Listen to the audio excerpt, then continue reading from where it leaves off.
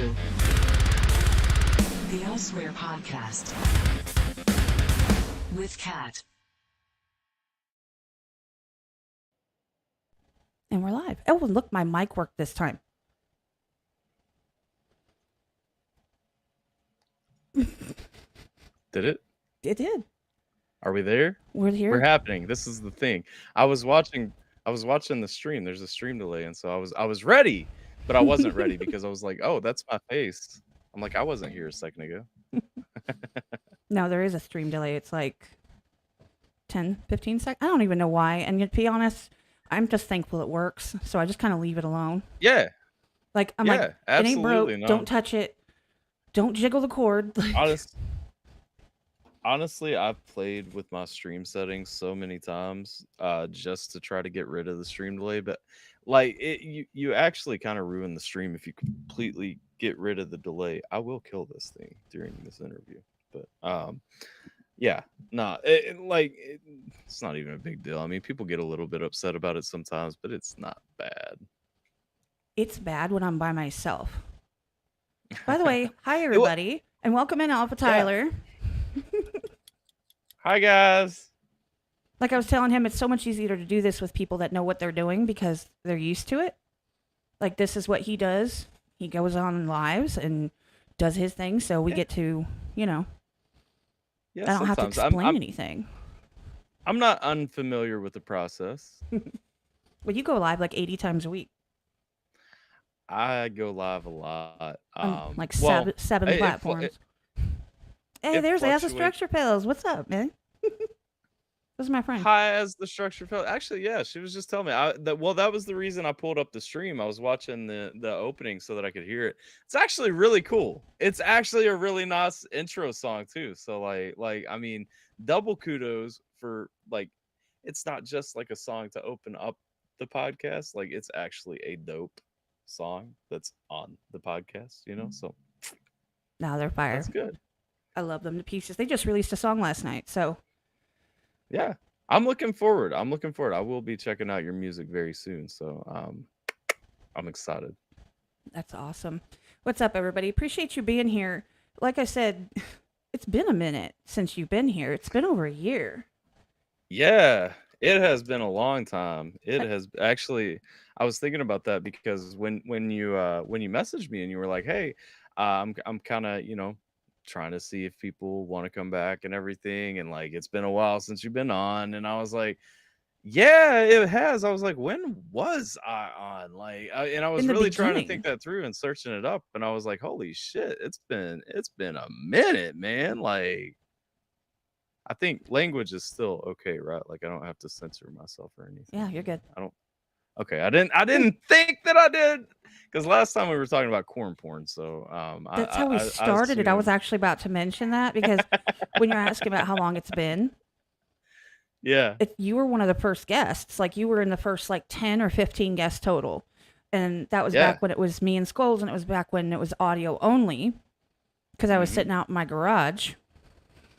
Yeah, drinking and smoking and. It's different now. Like, it looks nice. I really like the new setup. Like, I've popped in a few times. I went back. I had to rewatch. I was going to catch it live, but I was kind of tied up with some work. And but I went back and rewatched your interview last week with Tulit. And which I've caught a couple here and there, but like I hadn't really paid attention to your layout until last week when I was looking at it, and I was like, oh, it's a really nice layout. Like, and it's so different from what it was. Like, it was nice before. Don't get me wrong. I'm not saying that it wasn't, but I'm saying like it's a nice little evolution for the channel. So I mean, kudos to you on that. No, I'm stoked, man. I absolutely love it. Look at that. Jackson's here for the porn. Yeah, I mean, the corn is, that was a whole vibe. It was a whole conversation. If you guys don't know the story, the Cliff's Notes version is when I was younger and, seedier things were happening, and you kind of were in the wild, wild west on the internet trying to acquire and source content of an adult nature. There wasn't a hub, if you would say, for such content. And so you had to download videos from CD places of the internet and trust the titles. Well, I accidentally downloaded this video one day that had a lady on a picnic blanket, digging into her picnic basket and finding an ear of corn and then proceeding to simulate mating with it. She copulated with the corn cob. See, I'm friendly for the kids. This is why the people love me. Do you know that I have a disclaimer? I still have the same disclaimer for like almost a year and a half or more now that says that we're here to offend you and it's not for under 18. Like it says we're going Yeah. to piss you. I mean, I have dirty book authors on here. Are you kidding me? We Yeah. talk about like centipines Yeah. and all the things. Talk about what? Centipines, like decapene, Centipedes? like a creature with like are we talking about like tentacle like the Japanese cartoon sex, like where the tentacles are like yeah, okay, I'm with that. I ain't with, I mean, but like I get that, like I've there's watched that. one of the authors, she had a book that had a girl that had like 12 boyfriends and there was like 16 peens between all of them and they were all up in each other and her, and it's just a whole thing. So it's like a chain. Like you got 16 boyfriends and they're all bringing like 16 pieces to the equation and everybody's just like tunneling through each other. Like, well, yeah, because I mean, like, people don't want to be left out, so they just find a hole and they put it in there. Like they tend to just kind of like, huh. I mean, hey, like if that's how it goes, I feel like the number of holes is not equaling like what's going on, but like I'm here for it. Like, let's go. no, but like I'm saying, I mean, I'm definitely not PG by any means. Like for example, next week, my guest is Shay What Now. Oh, so going from rated R plus to G/PG. I mean, that's kind of how I roll. But I'm rated R plus. I'll have you know, I am completely family friendly. Well, yeah, you like families, but that doesn't mean that like I'm gonna have like a 5-year-old watch. I don't care. I don't care what the current opinion of the world is. I do not think that some of these subject matters need to be brought up to young people. Watch my content. Children absolutely should not watch my content. If you're a parent and you catch your child watching my content, you should make that stop. I used to say during all my live streams, and I stopped because like new people would come in and get upset at me about it. But I used to say that it was my streams were always family friendly. I just wasn't saying which members of the family it was friendly for, at that time. And so like you had to use your own discretion to decide if like you were the part of the family that should be in my stuff at that point. And then of course that evolved to the infamous triple F motto in my live streams, which was the fuck family friendly. Because we had the resistance that didn't want family friendly streams. And so, but I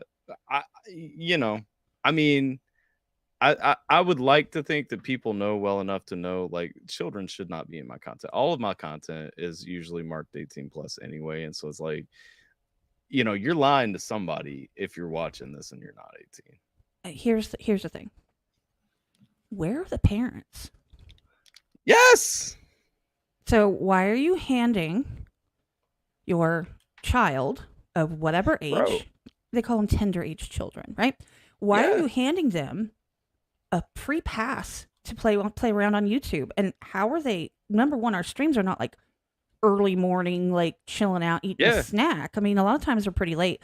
What is your kid doing where you're not realizing you hear the beep, beep, beep, beep, beep, beep, beep from our language and going, the hell are you watching? My daughter is allowed to watch one YouTube channel and she gets like destroyed if she watches anything else. And it's AF-mount. It's annoying. They scream playing Minecraft. It's annoying. However, she's allowed to watch that because I've deemed it to be not as bad as it could be and consistent across the board where I don't feel like she's going to come ask me, why did daddy put, this pecker in her butt or something. I don't need Yeah. that. So, but I pay Well, attention and I check her history. So where are the parents that are letting their kids jump onto our streams, and like, what is wrong with them? I'll be honest, like I have people that are like, "Why doesn't your 4-year-old have an iPad?" And I'm like, "Why would she have her own iPad?" I'm like, "In what universe does my 4-year-old need to have her own iPad?" Like I get it, like people do it, and that's cool. They're I'm the like, but same I buy people at the coloring books and restaurant shit. with setting their kid up with the phone while they're eating dinner as a family, and they're Yeah. distracting their kid with Yes. a video that's playing out loud that everyone else around them has to listen to, right? Yeah.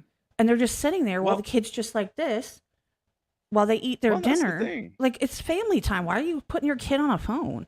And I don't think Yeah. it's, and with Like all, I'm telling you, that ain't happening with her, poor kid. She's like, "Mom." what? Nope. That's the thing, and I understand. Like when my kid goes to Nana and Papa's house, like she got different rules at Nana and Papa's house. You know what I mean? Like Daddy's rules don't apply at Papa's house, and that's fine. Like as long as you're not undermining me, and my dad's really good about like reinforcing my rules, and it's like he's really big to make sure like when he brings her back, even if he's still hanging out with her, say we meet at the park or something like that, like still if it's not at his house, like he's very big on if she's like trying to ignore what I say because he's around or something, he'll back me up. He'll tell her what I'm saying, all that stuff. He's really good about reinforcing. And I understand, like when she goes up to Nana and Papa's house for the weekend, like she probably getting ice cream and staying up until 1 a.m. Like, and that's fine. Like I don't like it, but I'm also not there, so like Right. whatever. You have to But trust that they're not going to do anything yeah, that's going to be like a negative, right? yeah, and that's the thing, and I do, but like at the same time, like the like the rules are the rules. You know what I mean? There's like one or two exceptions to the rules, but then like besides that, like my kid has these rules, and it's like don't go outside those. I just think people don't give their kids rules anymore. Like when you No. see how when you see fuck when you see how a lot of these kids act though, like for real, these kids are like running around. They're getting out. I was at a well, I don't want to spill too much, but I was at a funeral earlier, and like at this funeral, like there's this kid just running around, like trying to get my daughter to come and play, and it's like there's a dead person in a casket right there. It's like, dog, like somebody needs to get this kid and like have him sit down. Like my kid's sitting. You know what I'm saying? Like Hmm. like you also need to be sitting. Like I get it, like kids will be kids, but it's like this is a funeral. Like No, like let's exactly. They let's have to chill know that out, there are you know? times that there's a time and a place for it, and you have to teach them when they're little. You know, Yeah. my youngest was a terror when we first moved to Texas and when we did all the things. But in the last post COVID, she's Mhm. changed her entire tune.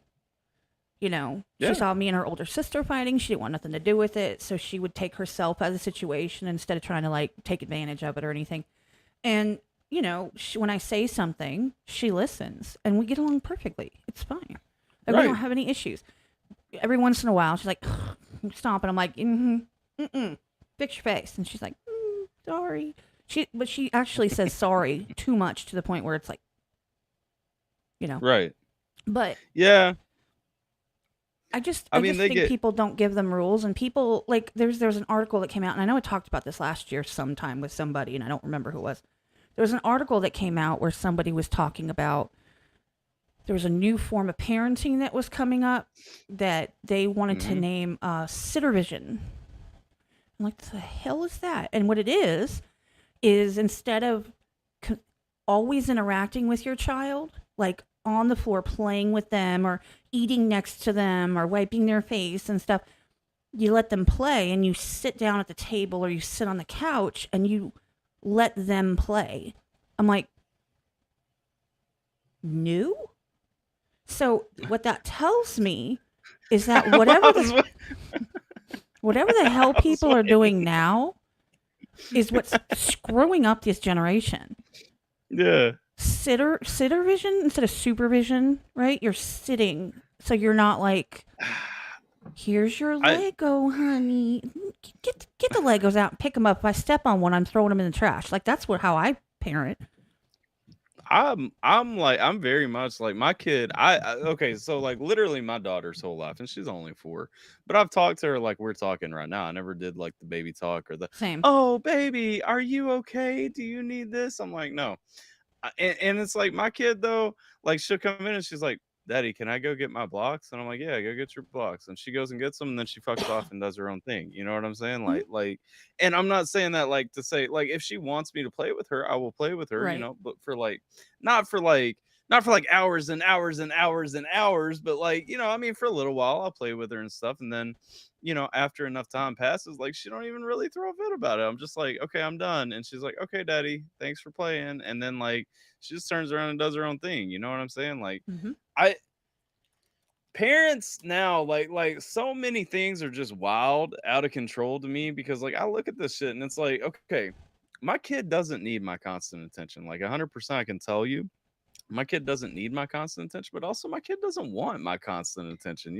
Like she wants to go off and do her own thing. She wants to draw in a book without me saying, hey, you're supposed to be circling these things. Stop just drawing squiggles.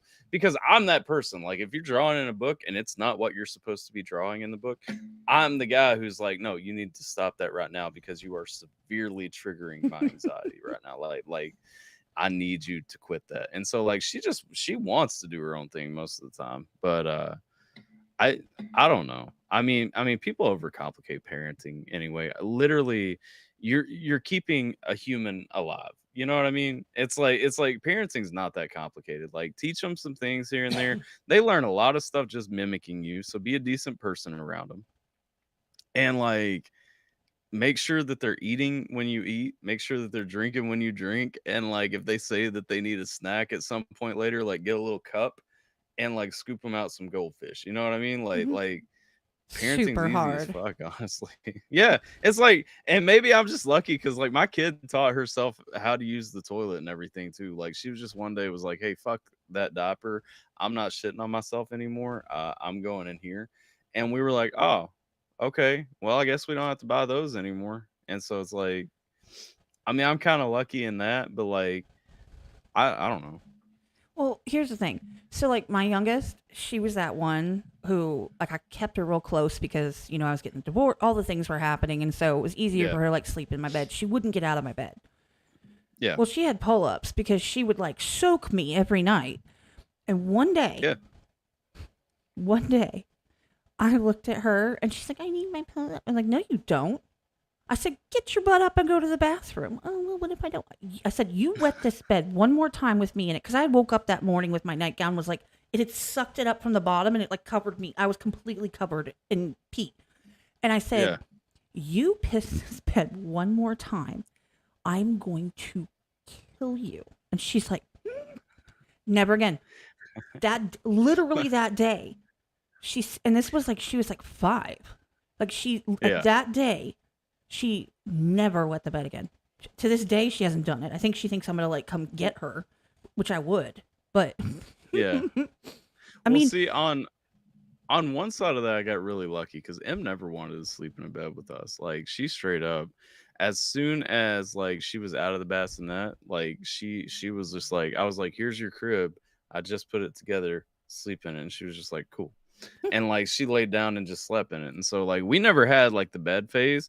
And so but what we did have was once she got potty trained, and this is a funny story, and my wife's gonna get mad at me probably, but because I saw her in the chat a second ago. I yeah, don't know she if was she's here. still listening, but she so we kept the baby gate up, before the bathroom door, like after the bedroom and the closet and everything, but before the bathroom door, because we tried past the bathroom door, but then M would like get up in the morning and like not like she would sneaky sneak in the middle of the night and then go into the cabinet under the sink and start pulling everything out and like pouring nail polish on the floor and stuff. And so we were like, okay, probably gonna move the baby gate, before the bathroom so that she can't just do that.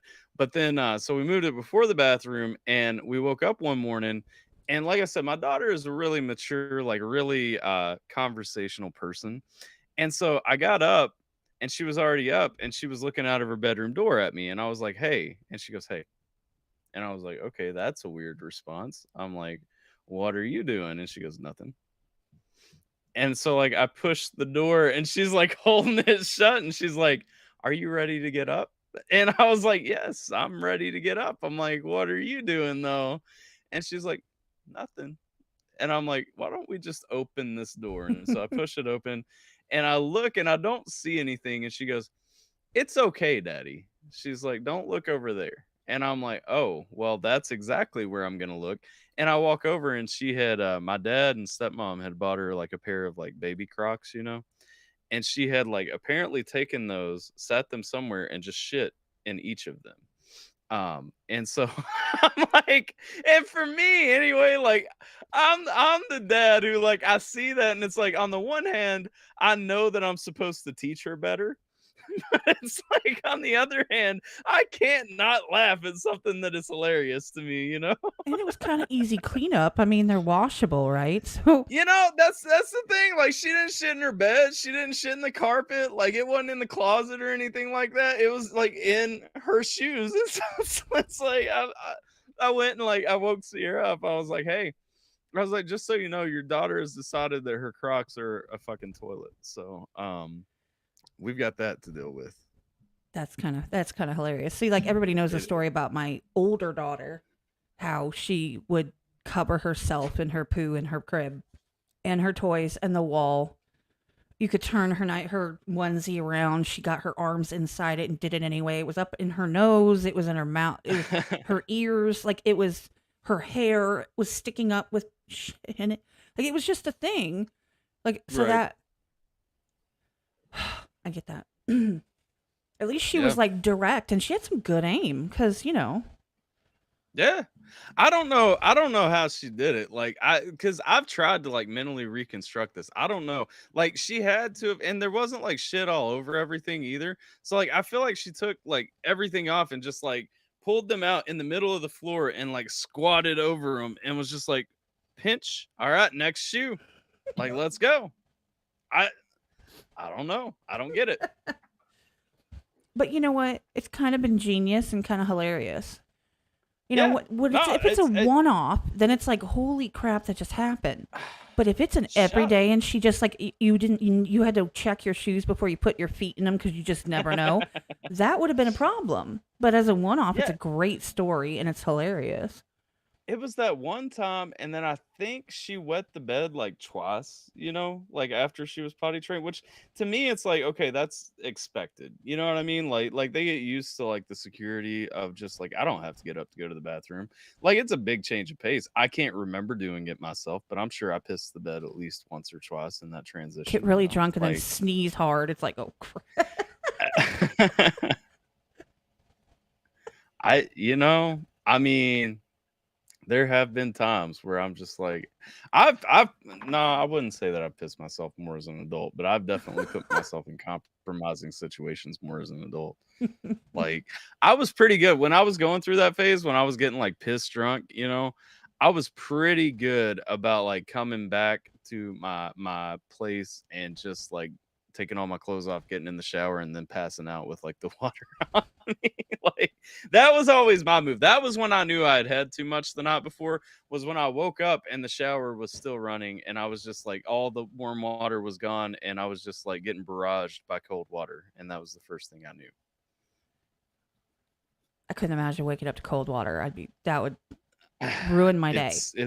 It's not a great feeling, but it turns out when you're hungover, it's actually kind of it's it's kind of better, honestly. Like I'm not gonna lie, it's like it's a weird clarifying. Now I haven't done it since I was in my 20s, but like um it's not the worst experience.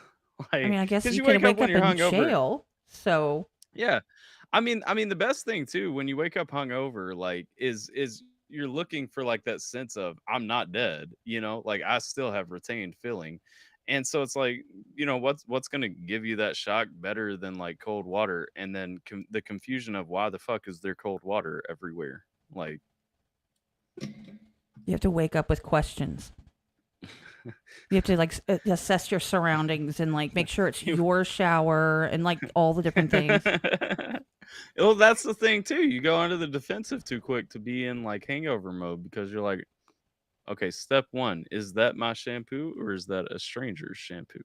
If it's a stranger's shampoo, I have greatly erred and I need to leave. Quietly and stealthily. Yeah. By the way, welcome in everybody that's been trickling in this whole time. We see you guys. Um, appreciate you being here. Honestly, that's okay, Yeah. Jess. Thank you for being here. Appreciate you, sis. But I just, I just think we can do so much better by our kids. And what's funny is like there's an Yeah. Instagram person, and I have to go look up who she is. I'm sure you guys have seen her in passing, maybe. She has blonde hair. She usually wears like a jersey type shirt or something, and she talks about being like Gen X. She reads comments of people under her videos. Like, she's like, we didn't have this, or this. We had, like, they just left us alone. Did you ever have to drive at 10 years old to go pick up your parents because they got pissed drunk at the bar down the road? She's like, there's me and my friend, I mean, my cousin, and like, I'm 12 and she's like 14, and we're just driving down the road to go pick dad up. And I'm like, because, that's just how it was. And she talks Yep. about it all the time, and it's really funny how she does it. And then she'll read out the comments of people talking about their experiences, like where they fell out of the car when it was still driving, and their dad like pulled up and said, "Get your ass on the car," and like, "What's your what's your problem?" And like, no seat Yeah. belts, and all the things. Where it's like we're lucky to be Right. alive, but we survived it and we did better. And that's the point is the goal of raising kids is so that they can be good adults. That's the whole point. Yeah. Functional, Yeah. independent, self-sufficient, non-asshole adults. That's the goal. Yeah. Make I money, know. pay your bills, don't be a dick Yeah. to anybody, and be happy, right? That's it.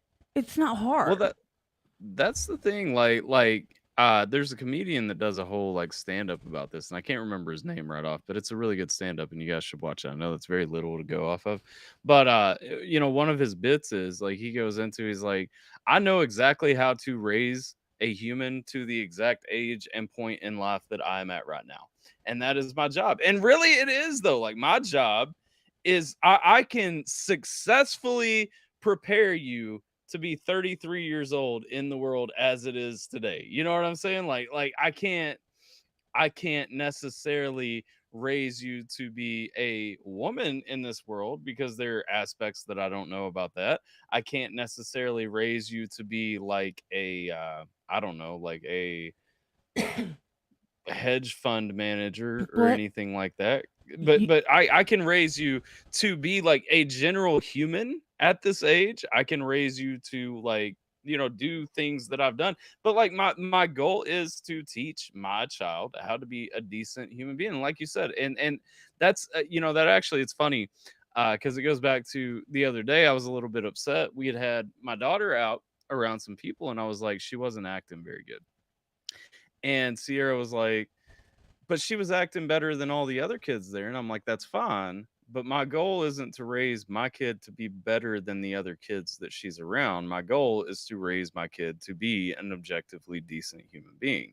I'm like, and if she disappoints me, I'm still going to talk to her about why she disappoints me in certain aspects. Now, I'm not gonna say you're grounded because you said a word like when you shouldn't have or something like that. Mhm. You know what I mean? Like, but I am going to be like, you know what? Maybe next time let's not do it that way. Let's do it this way.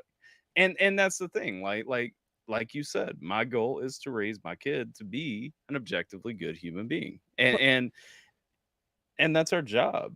a really important piece that you're missing, that you're not mentioning, about being a male, a father, raising a child that is a girl, is you are Yeah. teaching her Yeah. what she Oh no, should no. demand from the Well, men in her 100%. life. You're showing her Yeah. what Yeah, qualities 1,000%. needs And she that's needs to look and for when she's old enough. She won't know it now, but her entire childhood is going to lead up yeah. to her choice when she decides to date, when she decides to marry Yeah. somebody who she wants to spend her life with. You're showing her you expect no Absolutely. less than this, no less. Abs- Absolutely, and that's what I've always told my wife. I'm like, you're the example of what to be. I'm the example of what she needs to be looking for. And that's the thing. If I'm not treating my wife well, if I'm not like whatever, then I'm setting a bad example for my daughter because that's setting her up to think, okay, well, this is okay. And that's the thing. That's where I always try to be really mindful of how even like certain jokes, because my wife and I joke with each other a little bit harshly sometimes. Right. But I am mindful of not doing that in front of my kid because even if it is a joke, I don't want her to see that and think like, oh, well, it's okay if a guy does that. Because no, I promise, like if in 12 years she brings a boy around that makes some of the jokes that my wife and I make, I'm going to politely show him how to exit my house. I get it. No, I get Yes. it. Because that's the thing, But it that was a well, deciding factor in like my divorce. It was a huge factor because at some yeah, point I've been fighting and fighting and fighting and fighting to keep us together, to keep, the girl's dad, we're married. You're yeah, supposed to be in it forever. That's what I promised. That's what I meant. But there came a moment where I realized I was hurting my kids. And I'd been doing it for over a decade because they had to right, watch as he belittled and undermined and treated me like crap in front of them and was parading other people in front of them and bringing random people into our home. I woke up one night. right. I woke up one night and there was, I know who he is. I know who it was. And Annette knows what I'm talking about. And he was standing in my kitchen, like reaching into a cabinet. And I'm like, dude, are you even awake? Are you standing here sleeping in my kitchen, leaned against the counter, trying to get a bowl or something so you can eat my food? Why are you in my house? Well, he went to bed and I just, I figured I'd come by. But why would that be okay? And then my ex was like, well, he took a couple Xanax. So, oh, because I'm Right. sure that my kids wouldn't have been freaked out if they woke up and saw like zombie dude standing in the kitchen, Well, asleep, finding well, people that's all over the house in random places. Like, what the hell? And I was like, I can't yeah. do this anymore. I cannot allow them to think that this is how it should be. Well, that's another part of it too. It's like, like I have friends who do things that I won't elaborate on, but it's Right. like, you know, it's cool. Like that doesn't impact our friendship. I don't do those things, but it's like, you doing them doesn't impact my opinion of you as long as you're still there for me or whatever. But you will not do them around my kid. You know what I'm Right. saying? Like you won't crash at my house while my kid's home if you've been doing them, whatever the case may be, just because like I don't want like take pills, because Mm. you mentioned Xanax. Like I mean, take pills. Like it's not, especially where I'm from, it's not an uncommon thing, really. But like that said, like I hope you get help. I'm going to tell you I disagree with it and stuff because I've struggled with that kind of addiction and stuff, and I know like what it feels like and where it goes. But at the same time, like while we can still be friends, while like I don't dislike you because you have that issue or that bias or whatever, you're not gonna do it around my kid. You're Exactly. not gonna be that kind of high around my kid. Like, because there is a big difference too when you like taking a couple of hits off of a joint versus like taking a pill, taking whatever you're taking, like anything harder than weed. Like there is a pretty definite like distinction between how you react, how volatile your reaction can be. Like I mean, I Mm-hmm. mean, there are levels of how that shit plays out, and it's just like honestly, I don't really want you smoking weed and then coming around my kid, but I'm also not that angry about that because weed is just like it is what it is at this point.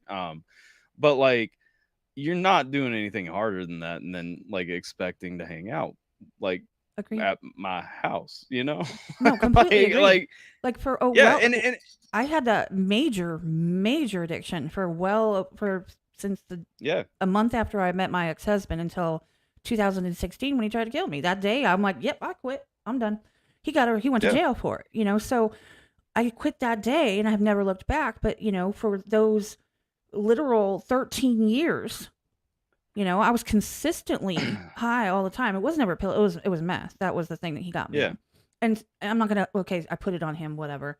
I chose to. That was my fault. Anyway, right. besides the point. it involves bringing all these. I never brought anybody around. Like I didn't want any. I just wanted to like zone out and like clean my house and Yeah. stuff. I mean, like I'm weird Just to like that, be high. or Yeah. just to like play World of Warcraft for like 18,000 hours. That's what I wanted to do. Mhm. But he was a social butterfly and would bring all of these people with all of their paraphernalia and all of their habits, their drawing utensils. They'd be sitting there for 6 hours drawing in front of my kids. Hold on 1 second. Yeah. No, no, yeah, you do. It's on the TV. Okay. That was my kid. She wanted to know if we had the channel Peacock so she could watch the Mario movie. Oh, is it on there? Mm-hmm. Oh That's shit! why I know what I'm she just doing later. I told her I'm always available if you need me. Just knock on the door. If I don't hear you, just peek your head in, and you see I caught it out of the corner of my eye. I was like, I knew somebody was there, but Yep. it's just me and her, so I'm gonna be always available to her. I don't care who I'm talking to. Yeah, I don't care if I'm absolutely. talking to one of the most important people that people are like, oh my god. I don't care if there's 8,000 people in here. She Right. needs something, and it might be stupid. I might be like, but aside from that, But Yeah. Nah. my point was is I that bringing all these people with no shame, showing these habits that this is a normal behavior. It's not normal behavior for adults to act that way. It's not, Right. and you can always try to protect them. I always try to keep them like separate from that and stuff. We were all secluded, that type of thing, but Right. that doesn't make it okay. And Right. eventually I had to just come to the conclusion that there was just no more hope left. And Right. they were never going to be a priority, and I was never going to be a priority. And we had to make that stop because it's my job to show them what they should accept.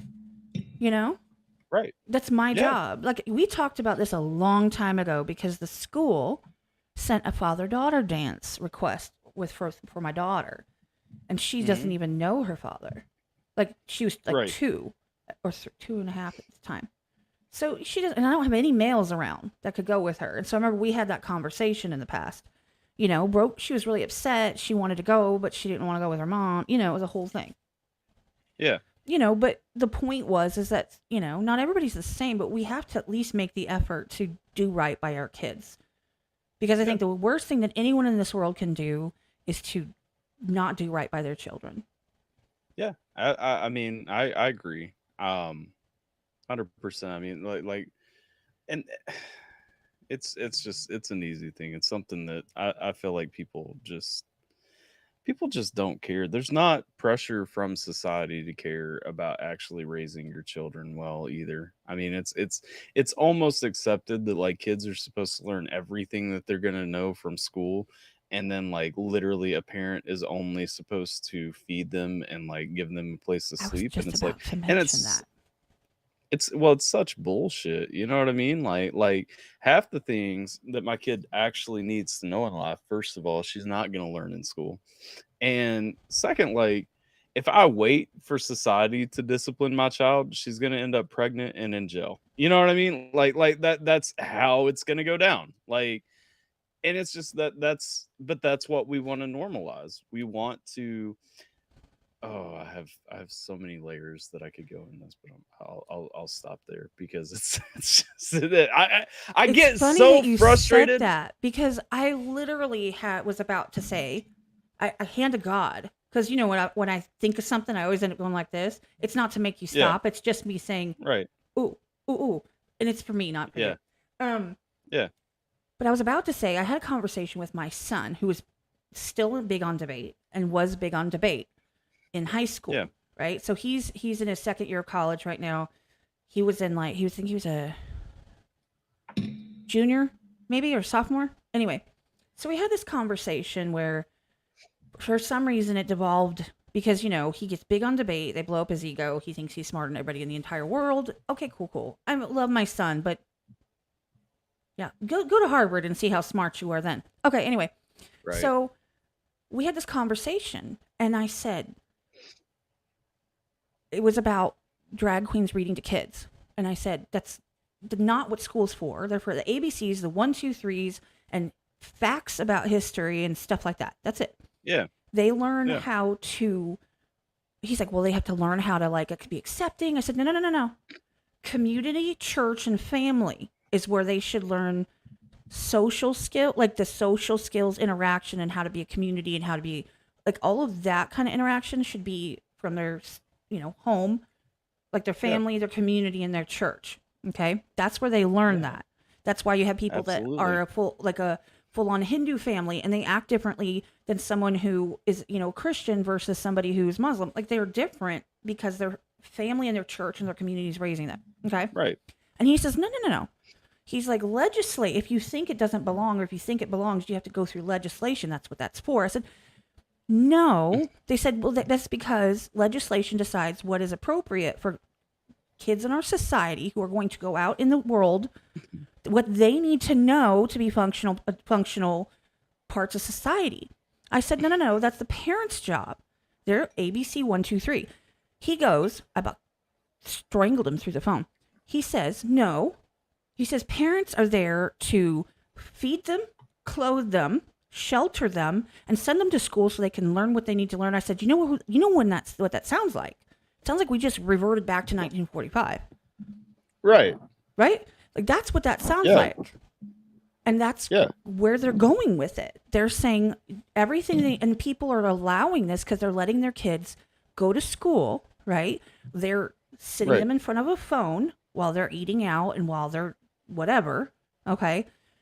They're sending them to school and they're not like involved in any of their education or understanding and teaching them things. They're just like, from this babysitter to the TV babysitter. And then they're like, well, why is my kid a shitty kid? Well, there you go. Because you leave Coco Melon on all day.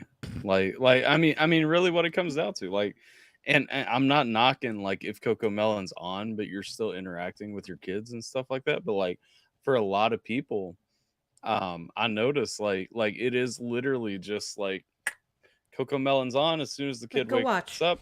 Go watch. Yeah, and it's just like leave me alone, leave me alone. It's like nah, like my kid usually plays like in the vicinity of us, but it's like she's got her own table off to the side, Mhm. usually like she's like for a couple of hours, it's like, okay, let's do your let's do your pre-kindergarten book, like let's learn matching and stuff like that. Like we work on that for a little while, and then it's like, okay, you can go play in your room if you want to, or you can grab a couple of toys and come play in the living room. But it's like I am very firm, I should say. My wife is not so much, but I'm very firm on my daughter only watching TV for an hour a day, just because like I notice when some shit's on, like she's just turned around and that's all she wants. She doesn't want to work on anything. She doesn't want to play with anything. And I'm like, that's fucking destructive though. Like you're never going to advance if all you do is consume media all day. If all you do is sit and take in literally something that is meant to pacify you, because it's not like you're consuming like debates or consuming like even like a Literature. well thought out literature, or like history or something like that. Like you're not consuming something. Motherfucker, I will kill you. But like you're not consuming something productive. You're usually fucking watching, like Coco Melon's the example I use just because I firmly believe that Coco Melon is Satan. But that's a different thing. No, I don't mean literally, if you guys don't know me. But like I did ban Coco Melon from my house just because it was so fucking obnoxious. But like, which my daughter's at the age anyway, she wants to watch Paw Patrol and shit like that, and that's fine. Like, watch Paw Patrol for an hour, but like make sure that you're doing like actual real shit outside of that. Like, I don't want you to fucking just sit and rot your brain watching bullshit all day. You know what I mean? Well, it's like not just that. It's also the fact that when they're being entertained, right? yeah, So now it's a half an hour. Now here's your next show, and then here's what you watch. They don't have to actually go and decide, oh, well, I'm bored and I'm tired of playing with Legos, so now I'm going to go play with my Barbies. Like, they're not making decisions. They're just sitting yeah, there and letting the TV make decisions for them. yeah, And one of the worst things, yeah. and this is something I will never allow Bailey to be on, is TikTok. She's not going to be on TikTok. The swipey No. 2 seconds, 3 seconds, bored, 5 Yep. seconds, Yep. the instant killing gratification. kids' attention spans. Thank You're you. killing kids' attention spans. Mhm. Like, and literally, if you kill their attention span, you are absolutely stifling them. You're Like a training hundred them. percent. Okay, like kids in this generation, and I'm not even talking about like 4-year olds. I'm talking like 20-year olds. Yes. Like there are adults now who can't even like watch a Star Wars movie or something. You know what I mean? Like No, that's true. speaking of like literally on the topic of consuming content, you don't even have the wherewithal to watch entertainment for longer than X amount of time because you're already bored and you're like, okay, I need new stimulation. This stimulation isn't working for me anymore. I now need this stimulation over here. It's like, fuck you. It's Like like first of crack. all, invest in something, Mhm. actually sit down, and you know what, if you get bored, that's okay. Like there's nothing wrong there is a time. My dad used to tell me all the time growing up, I was never allowed to say that I was bored, and I'm actually happy that I was never allowed to say that I was bored. Anytime when I was a kid that I would say I was bored, my parents would find something for me to do, That's what whether mine that would say was too. okay. Yeah, Oh, it's and I it's say that to my and daughter. Oh, you say you're bored, yeah. so that's okay. I've got Well, plenty for you to do. well, my Really? Yeah. dad There's used a dishes need to be put. What? Oh wait, no, I'm not bored yeah. anymore. No, my dad used to tell me all the time when I was younger, and I really appreciate it now as an adult. He was like, "I wish I had time to be bored," and I never understood that. Like he would tell Hmm. me that all the time, and as a kid, I remember thinking, "What an asshole! Like, what a smart ass way to say that! Like, why would you say that? Like, that makes no sense. You have time to be bored. Everybody has time to be bored." And then I got older, and I realized exactly how much my dad was doing. I was like, "Oh shit, my dad actually never had time to be bored. Like, he always had something to fucking do." And but that was the thing, yeah, like you said, when I was younger, and it was like if I said I was bored, they're like, okay, well, you haven't fed the dogs yet today, go feed the dogs. Or like, well, it's been a few days since we mowed, why don't you go out and get the mower and mow or something. And that's the thing, but that's not a bad thing. Like, Not at all. and then the thing was, I actually learned through that to just kind of sit, and if I was bored, to just like chill or like find Shut the hell something up. productive. Don't That's say like, anything. well, well, that's why I started reading. Like when I was a kid, that was why I started reading because like, okay, unless it was raining or dark, I wasn't usually allowed in the house during the summer. You know Same. what I mean? Cuz like I grew up in Kentucky in the 90s. And so it's like usually if it's daylight and it's not freezing or wet, like you get your ass outside and I don't give a fuck if you're flipping over rocks. Like fucking go find something to do, you know?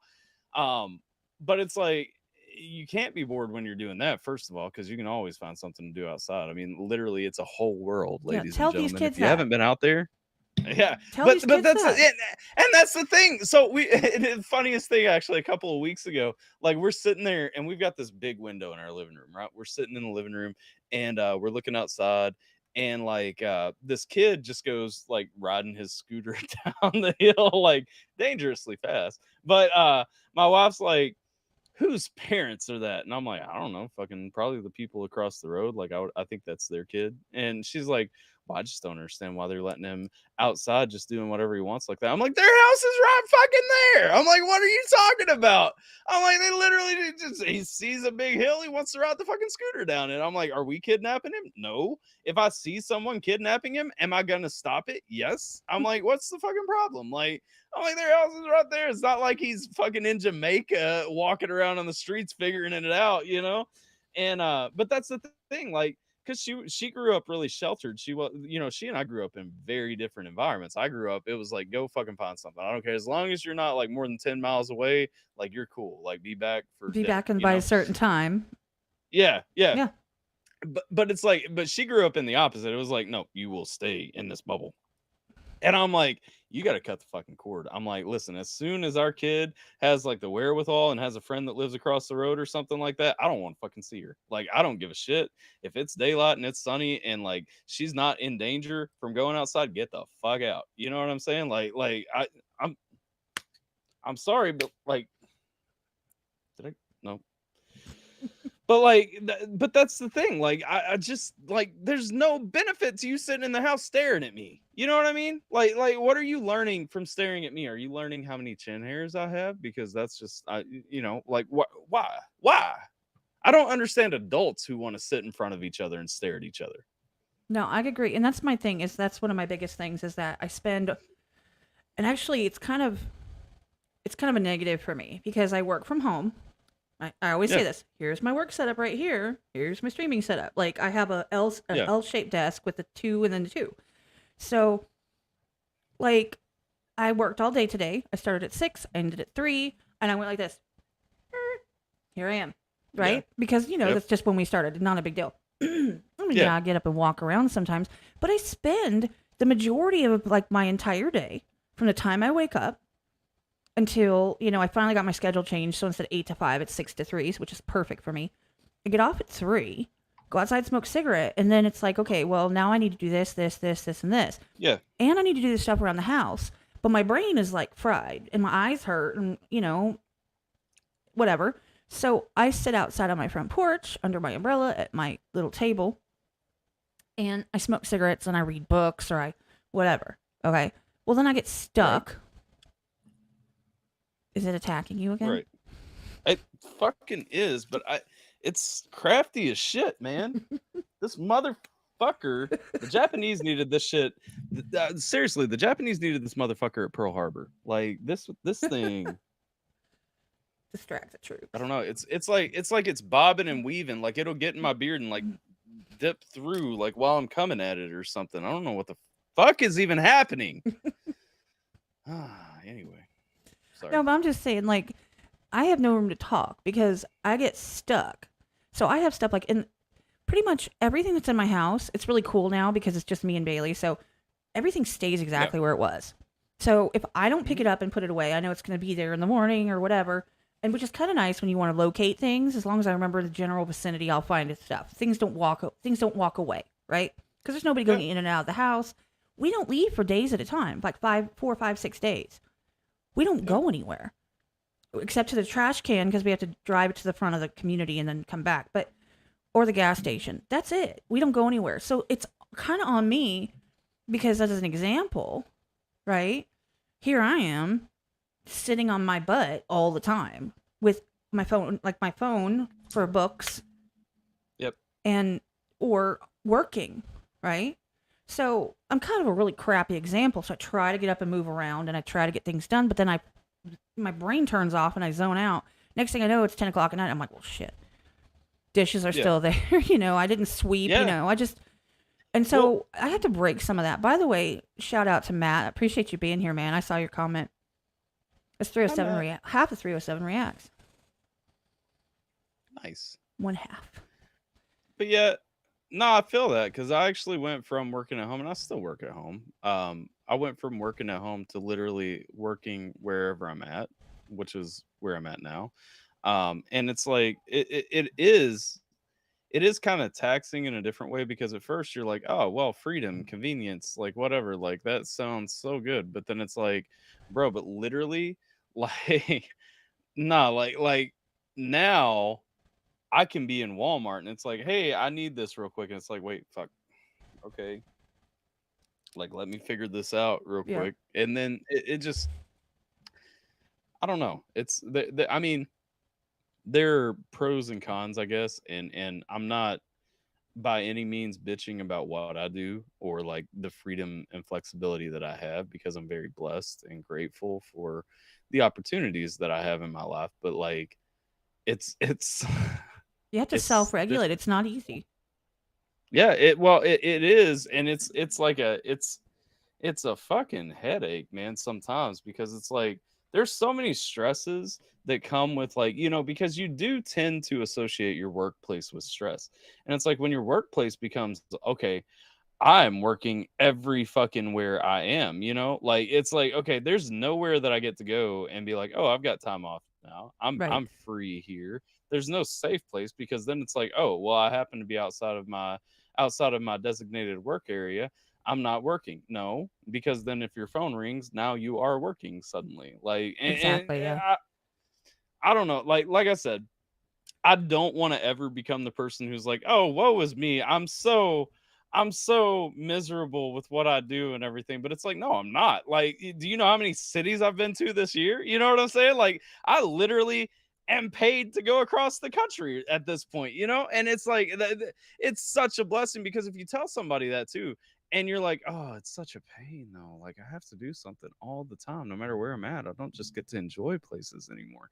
But it's like, are you fucking stupid? Who would complain about that? You know what I mean? Yeah. But, and here's the thing. Opinions change based on your perspective. Everybody Yeah. that doesn't work from home, they all want to work from home. And people that work from home are like, God, if I only just had somebody to talk to once in a while, you know. But here's the thing. I don't know if everybody knows this. I mean, I know most of everybody in here that's been watching or has been coming in and out, and people that are going to watch in the future know who you are. But the amount of tasks on your task list, because you have your channel, right? You do Hmm. gaming, you do music, you do reactions, you do like podcast type stuff. You do all kinds of things, right? And then you Right. have where you have your DJ job and you have your, all the other things that come along with that, with that Hmm. affiliation specifically that I'm talking about. So you have all of this stuff going on, which makes you not only flexible, but you have to be available 24/7. It doesn't turn off. And Yeah. I worked a job like that for like a couple months when I was like, I'm going to change everything. And I did. And I started working. That's right before I started the podcast. And I was available 24/7, Yeah. And what sucked is that it's super easy to procrastinate because, Yeah. well, I have the freedom to do it whenever I damn well feel like it. But you also have the freedom to not do it because you can put it off till Yeah. later. And then you turn around and you're Yep. like, well, shit. And it piles up. Like me this weekend. I've got Nova's birthday thing coming up tomorrow. I'm going to be busy most of the day, but I have to pull MP3s for a Discord project. I Yeah. have to do all that. Plus, my daughter wants to play Roblox as soon as I get off here, and I will have to get it Mhm. done by like noon on Sunday. I'm like, shit, Yeah. because you know what? I'm the queen of procrastination. I do things really well at the last minute, but it's at the last minute, and I start stressing about how I'm never going to get it done, and then I just shut down. So Right. it you have to be able to do it. Like it's just me and my daughter, so it is a really big deal for me to work from home because I'm available to go pick her up from school and drop her off and stuff like that. And my boss is flexible with that to, within reason. Um if I was to go work at Hobby Lobby, which I threaten all the time. If I go work at Hobby Lobby, you're standing there and you're stuck there from this hour to this hour and it's not very flexible and you have to go clock in, clock out. But then you're not available all the time. So there's your Yeah. trade-off. When you leave and you clock out, they might call you and ask you to come in, but you can say no. If you're sitting at home, you can't call off if you're not that sick, right? Right. Because you're not going to infect anyone, so you don't get the Right. excuse that you're staying home to keep everyone safe, right? You don't get to do Yeah. that. There's all these it's pros and cons, and it's not for everyone. Everyone thinks it's for them. It's not for everyone because Right. I'm really Yeah. torn on whether I want to get out there and meet people because I'm a hermit, and I don't have a Well, spouse and I don't have people in the area that I know. So it yeah. No, I feel you because I had hit a point when I was working my last like 9 to 5 job, that what like before I started doing music full time and stuff. I was very much at the end of that. I was very much questioning whether or not, you know, working from home, working remotely was something that I was interested in doing. And then the thing was, I was like middle management too. I wasn't like working entry level jobs. Like I was like 2 steps away from the executive vice president. You know what I mean? And so it's like I had worked my way up the chain with my organization and like I was working remotely at the time, but I had literally hit a point where I was like, I'm so burnt out and frustrated with what I'm doing. And it follows me everywhere. I don't know if working remotely is what I want to do. And then it's funny because I went from like being on the ledge with that to like, the job that I do now. I have no choice but to work remotely. There is no way for me to actually change that. I'm pretty sure there may be. I haven't gotten all the research tabs in or anything yet, but I'm pretty sure I have to work remotely. Um, but like, but that's the thing. On the flip of that, like the change of industry, the change of scope, the change of just I guess commitment. Because I mean, everything that I do now is very passion focused. I mean, I don't do things that I don't want to do anymore. You know what I right. mean? And so it's like, there is that aspect of it. And so like on that hand, I think because of that, it's easier for me to stomach like, okay, I have to work 24/7. It's like it's frustrating because I want to know ahead of time what I may or may not have to be doing. But like on the same note, it's like I'm very rarely having to do things that I'm just like, man, I really wish I wasn't fucking doing this. I'm so upset. I'm so tired of it. And so I think that's one thing. The best advice that I can give anybody is to say like, make sure that you're just actually doing something that you enjoy doing. I'm not saying like you have to be doing your dream, although ideally you will be soon.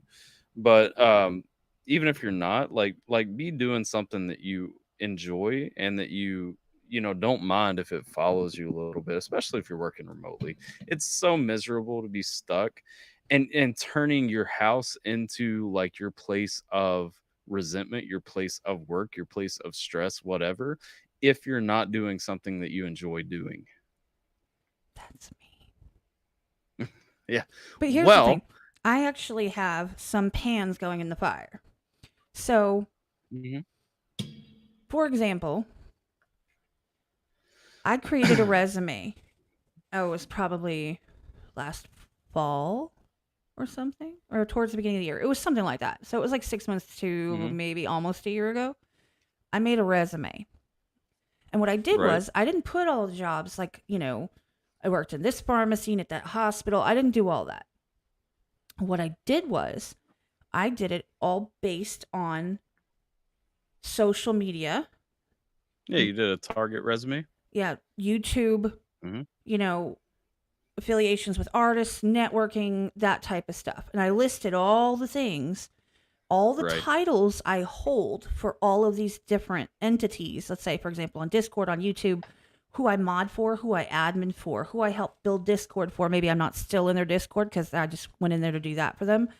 All of these different things, all of the different things that I do personally, all the things I do for yeah, other people, including connecting other people with other right, people to come up with some, music and, or oh, somebody needed somebody to sing on this hook, or oh, somebody needed somebody to help them with this one aspect or images, or they needed clips or an editor. And I hooked them up because it's kind of what I do.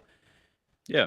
Because I thought, wow, that's what I do. So I listed it out. It was like the longest resume ever. It was stupid. It was like 4 pages. So I looked at that and I thought, damn, what this tells me is that I love this, Hmm. right? Because what it's telling me is that I'm doing this and I'm doing that and I'm doing this and I'm doing that. And because I want more, more, more, more. Yeah, Because if I didn't want to, I wouldn't do it, right? Like I'm entry level, but I'm not entry level. I've had over 20 years experience. I don't get paid right, crap, you know? right, I don't get paid nothing, but I right. also don't strive to try and move up because I'm not there in my life anymore. Yeah, That's if I move up anywhere, I'm going to move up in an industry or scene that I want to be in. And obviously, it's not yeah, this, it's this. right, And it's not right. even that Well, as much as it is all the things behind the scenes. That's my thing. And yeah. I've already put some pans on the stove. And I already have some stuff Well, in the works. So we'll see how that goes because that's what I want to do. Well, that's important, and that's a big part of it. I mean, and that was the thing too for me personally. Like when I was working my 9 to 5, that was my point. I was like, I'm gonna do the best job while I'm here. I'm like, Exactly. every time I would go for promotion, I'm like, I'm gonna do like the best job that I'm capable of doing while I'm here. Why should you promote me? Because as long as I'm here, I will be the best person for the job. And that's the thing. To me, it's not necessarily that I was ever driven to move up in the industry I was working in, because I left teaching to go to contracting, and that was a whole different like thing. But as a contractor, once I was a subcontractor, and so there was actually like a hierarchy inside the company. And once you go into that business, it's like, okay, if you want to move up, if you want to become, more administrative, so on and so forth. My last job title was as an operations manager. If you want to move into like management and stuff like that, uh, you know, it is about showing a certain amount of dedication to the company, and so that was always going against me. But my response was always, because everybody knew I was DJing too outside of it. Like everybody knew, my bosses knew, because I mean, hell, I was doing most of the people's weddings at the company. Like they were booking me for their Right. weddings too. You know what I mean? And and so like everybody knew what I had going on, and I was always very transparent though. I was like, here's the thing. Yes, the second, and I mean the second, that this is making me as much money as I'm making here, I am going to give you my 2 weeks notice. I was like, but that's not happening yet, and I will be very transparent with you as that starts leveling out and coming closer. I'm like, but for the amount of time that I'm here, you are not going to find someone who will do this job better than I can. And I maintain that that was true up until the day that I left. Now I did leave on bad terms with that company. I'm not sorry about that. My boss was an asshole, and I hope he's fucking watching this and knows that I'm still salty about how he tried to dick me over and make me his scapegoat. But that's neither here nor there. Fuck Yeah, you for screw that. You're you, a ex bad person. boss. But like, that's neither here nor there. I don't fully resent him.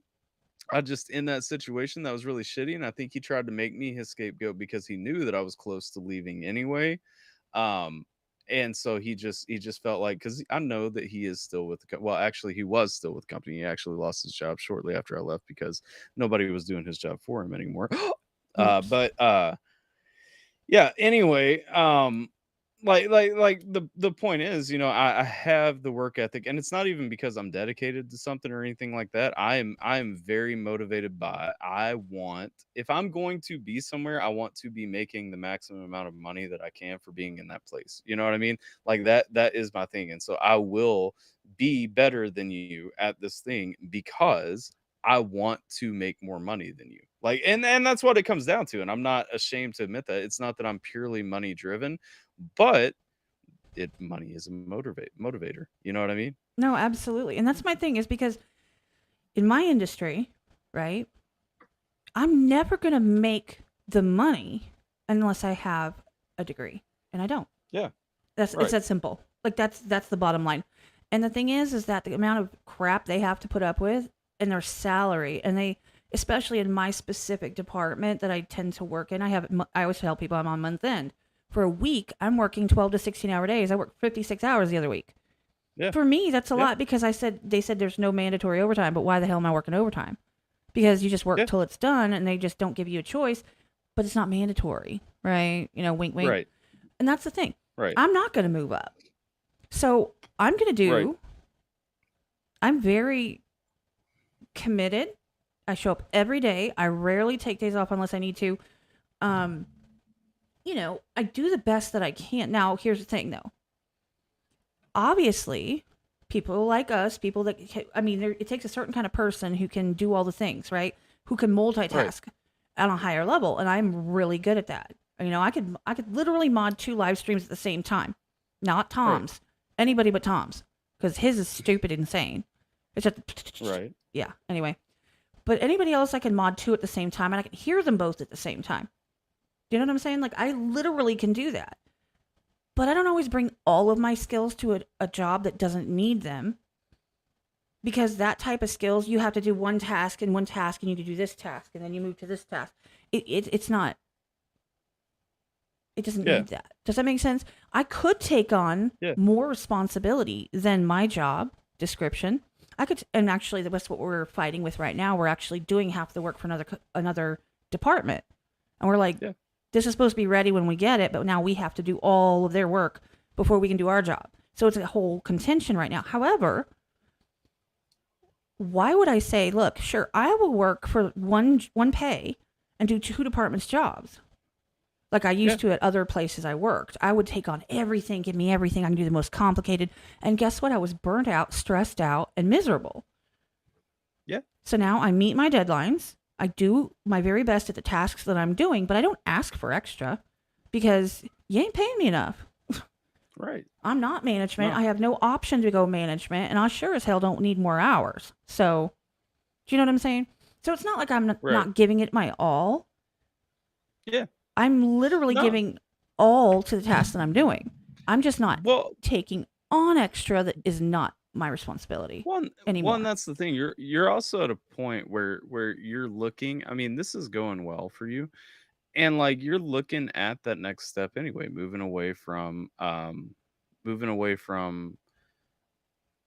that environment into this. I mean, because ideally, this is going to be what you do more primarily, what have you, in like in the not so distant future. And that's the thing. Like to me, that's where you really start thinking of too. It's like, do I even, if I don't see myself here longer, do I even want to take on the additional responsibility? I kind of hit that when I was teaching. I was looking at, it comes up summertime, and I was like, I left teaching after a year because I was like, okay, I can make more money doing contract work for the government, and going back, money motivated, all that. Like it is what it is. It's But realistic. at the time that I left, yeah, at the time that I left, they were like, "Well, if you want to make more money, you're not going to make more money as a teacher and as a new teacher until you get your tenure, and that's going to be after you get your master's degree and have been teaching for 5 years." And I was like, "Well, fuck that. I mean, first of all, like you want me to spend more money to get my master's degree to then get my tenure, and I lose. Oh, by the way, you lose your teaching license too if you don't get your master's within 5 years." And so it's like literally you want me to dump more money to keep my job and to make slightly more money. And they're like, but if you want to make more money now, you can take up these additional things, extracurricular things. If you want to coach football, I know you like football. Do you want to get on the football coaching team or staff or whatever? And I'm like, well, I would love to, but I'm sorry, that $250 that you're tacking on there just kind of isn't weighing out to me exactly where I'm trying to go for the extra time to literally coach a fucking football team. You know what I mean? And so it's like that I feel you, because it's at that point. It's like, why do I want to take on the extra responsibility when I know I'm not even going to be here long? Because I was at the time that I was teaching, I was so disenfranchised with how the education system's set up anyway. That's why I'm very critical of how schools work anyway, Hmm. because it's like okay, just to kind of contextualize this so that I'm not just speaking cryptically and giving like generalizations. I want to be very specific. When I was coming into teaching, Common Core was the big push, and it was really kind of taking over how curriculums are written. Well, you have to make your lesson plans, and at the time you had to tie every lesson plan that you were making to a Common Core requirement, right? And my problem with that is I was a history teacher, and there are no Common Core requirements for history teachers. And I was like, okay, so how am I supposed to make my lesson plans? And the answer was, well, pull something from English that can possibly be relevant within the lesson that you're trying to accomplish, or pull something from math that could possibly be relevant within the lesson that you're teaching. I'm like, oh, so we're just doing this for the sake of doing it. Like, we're actually not trying to accomplish anything and teach kids like a fucking lesson. We're trying to satiate this fucking arbitrary requirement that's being put down. How about if Common Core requirements are actually relevant to history, you write some fucking history Common Core requirements? Like, you know what I'm saying? Is that too much to ask? And so I was already kind of disenfranchised anyway, and I realized like teachers have no authority in their classrooms and schools, what have you. And so I'd kind of hit that point where I was like, okay, I don't care. I'm not going to keep teaching for 5 years if this is what fucking teaching is now. Like, I'm literally basically, you're shoving a stick up my ass and like fucking moving my mouth. I'm like, that's bullshit. First of all, that's not why I started teaching. I wanted to teach because I wanted to give kids the same confidence, the same inspiration about history that my history teacher in high school gave me. And I don't see my ability to do that. So I'm already disenfranchised there. And then on top of that, you're telling me you're not going to pay me more money until I spend and go in debt more to get a higher degree that honestly is not going to be, because the master's degrees that they want you to have are in like teacher leadership and principalships and stuff like that. I'm like, bitch, I didn't even get my bachelor's degree in education. Okay, my bachelor's degree is in history and religion, a major in history, minor in religion. With I got my teaching certification outside of that independently. I'm like, so my teaching license is separate. Why the fuck am I going to get a master's degree in education when I didn't even want a bachelor's degree in that? Exactly. Um, But not and only so I that, was already something that you mentioned, okay, and I think this is really funny because this is typical that of what people do, right? You Mhm. wanted to be able to move up and make more money. Okay. Mhm. And they're like, oh, well, you can't do it this way unless you do this. However, if you want to go coach, no, no, no, no, no. What you were asking, what you wanted, what your requirement was, you wanted to make more per hour. You wanted Yeah. to make more per hour. You wanted to make your time worth more. So Yeah. explain to me how a good alternative is to spend more hours for the same amount.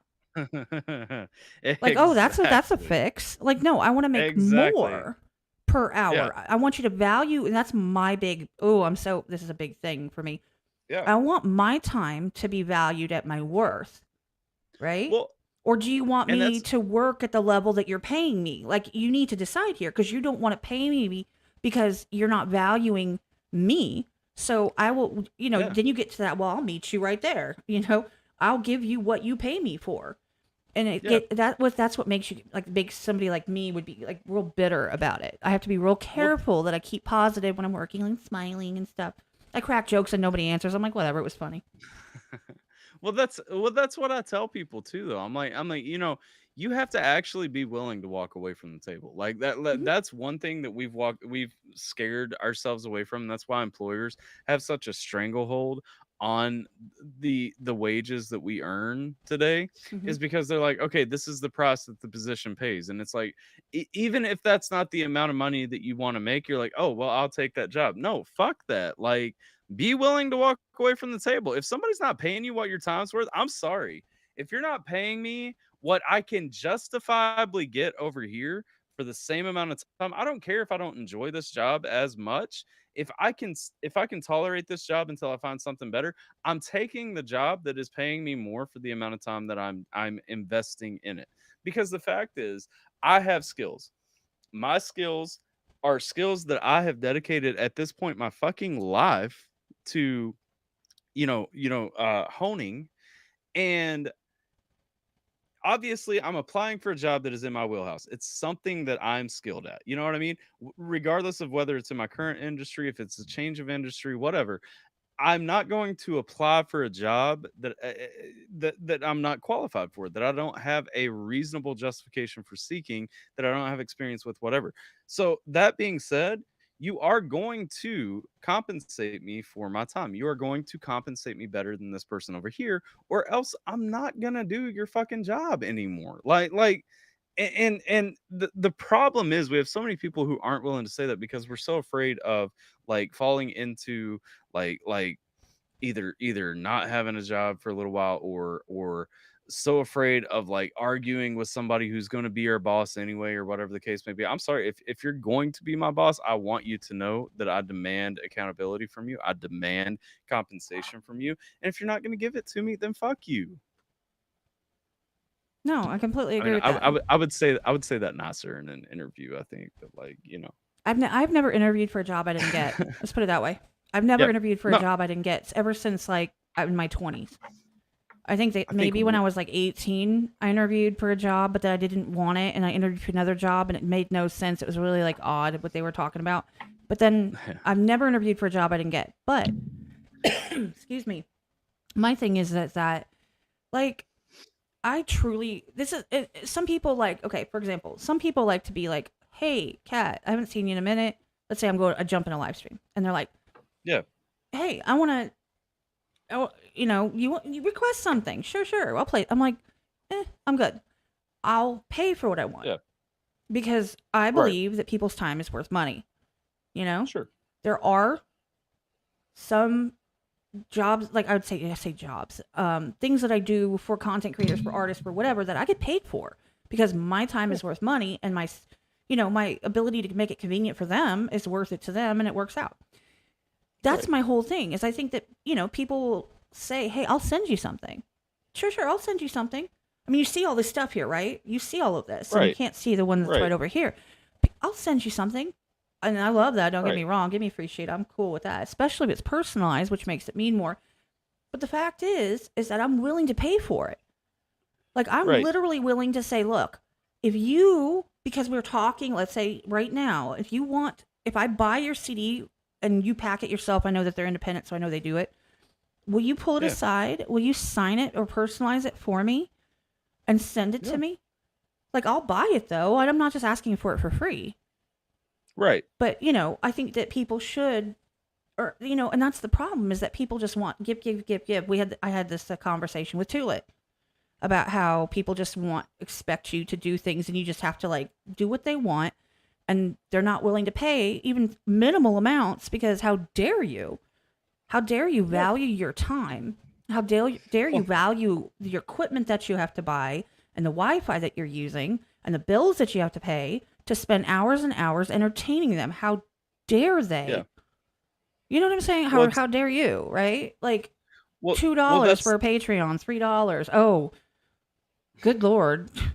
I know How dare you it's out do of that? control. It's It's out of ridiculous. control. And people need to value people's time. Well, that's what I've said before. Like as far as like the YouTube stuff and everything, because I mean I make money off of what I do outside of YouTube for a lot of it. Mhm. But I'm like, when I am on YouTube, when I am streaming, like that is still time that I'm investing. Yes.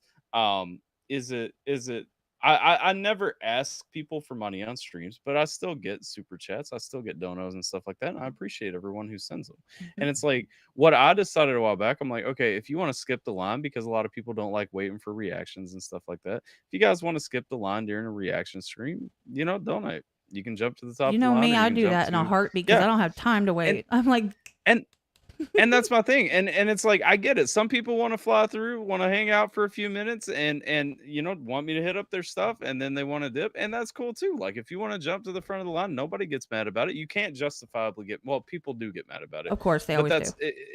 it's like, what do you guys want me to do? Like I literally do everything first come first served, and then like inside of that, I'm like, okay, well, here are tiers. If you want to jump to this point, if you want to jump to this point, if you want to jump to this point, then I'm gonna do you in order inside those tiers and everything. And it's like, if you gotta wait a few minutes, I'm sorry. Like uh, you know, when I first started doing reactions, I didn't charge. I didn't even like take donos for any of it and stuff like that. But it's like, at a certain point, when enough people like start stopping by your stuff, it's like you have to, because like some people, first of all, people want to show you love. And I don't want you to show me love and me not like do anything for it. And I'm not gonna get up and run laps or do jumping jacks because you sent me a dono or something. So like, whatever. But it's like, but it's like, at the same time, people have taken such a weird view on reactions at this point. They're like, why would I pay for reactions? Like, why would I pay for people to listen to my music or whatever? And it's like, well, one, because you may want feedback.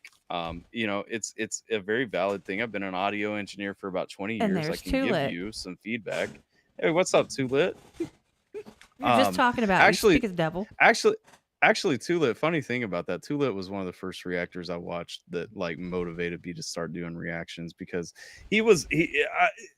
I really always enjoyed like how realistic well, not realistic, how real he was about things. He's actually one of the only reactors that I still watch to this day, because most of the ones that I started watching, I'm just not a huge fan of, and I won't go into detail on that because it's just not the right place and time. But um Tulit's one of the few people that has always like really been real, and he's just got a nice energy about him, man.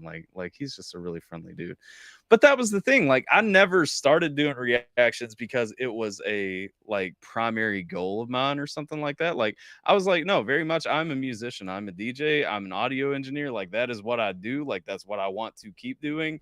But COVID happened and lockdowns happened, and I'm not booking gigs because there are no gigs to be booked because Mhm. everything is fucking shut.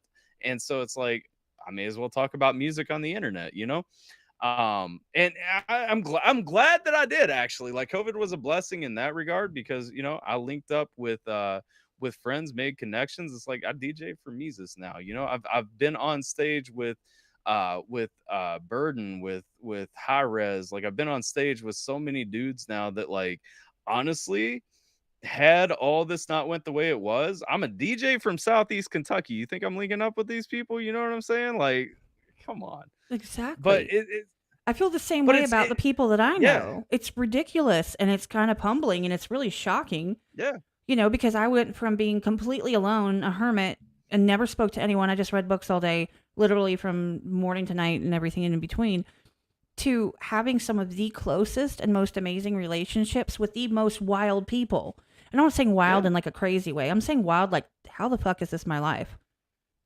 Like Yeah. literally, how is No. this my life? Where I can go down my list and I can hit these people up and they will answer me.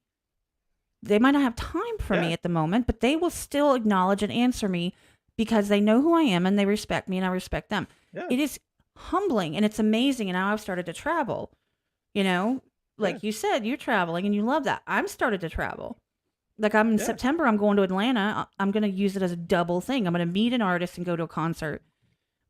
VIP, of course, because I mean, how Yeah. else are you going to go? And then I'm going and I'm going to hang out with Truth, who I've met a couple times. And then, you know, I'm going to go meet up with Keto. And then hopefully Mr. Yeah. L. Boyd, I'm going to meet up with him when I'm down there and anyone else in the area. Like I'm going to try to Yeah. find time to do all that in one shot, in one trip. But I went to Vegas with 4 content creators, 3. Right. 3. You know, and then I met John Widowmaker while I was there. So there's an artist who rocks out with Ivan Moody and freaking Tommy Vexed. Like, Yeah. and he works with Logan Mader, and I've interviewed him. I've had Logan Mader on here. Like, come on now. How is this my life? But I love it, and I wouldn't trade it for anything. And I don't want, and right now I don't get compensated. I don't get paid. I don't get Right. super chats generally. I don't have 1,000 subscribers, so I'm not monetized with ads. I don't get nothing. Right. But when I do get monetized, I get everything is monetizable. Y'all, just saying. Putting that out there. Thank you, Tulit. That's kind. I mean, honestly, it shocks me sometimes when I reach out and I talk to people. I'm like, well, hell yeah, I'll be there. Like, it blows my mind, but it shows me that it doesn't matter who you are or where you come from. You can always change things if you're not happy.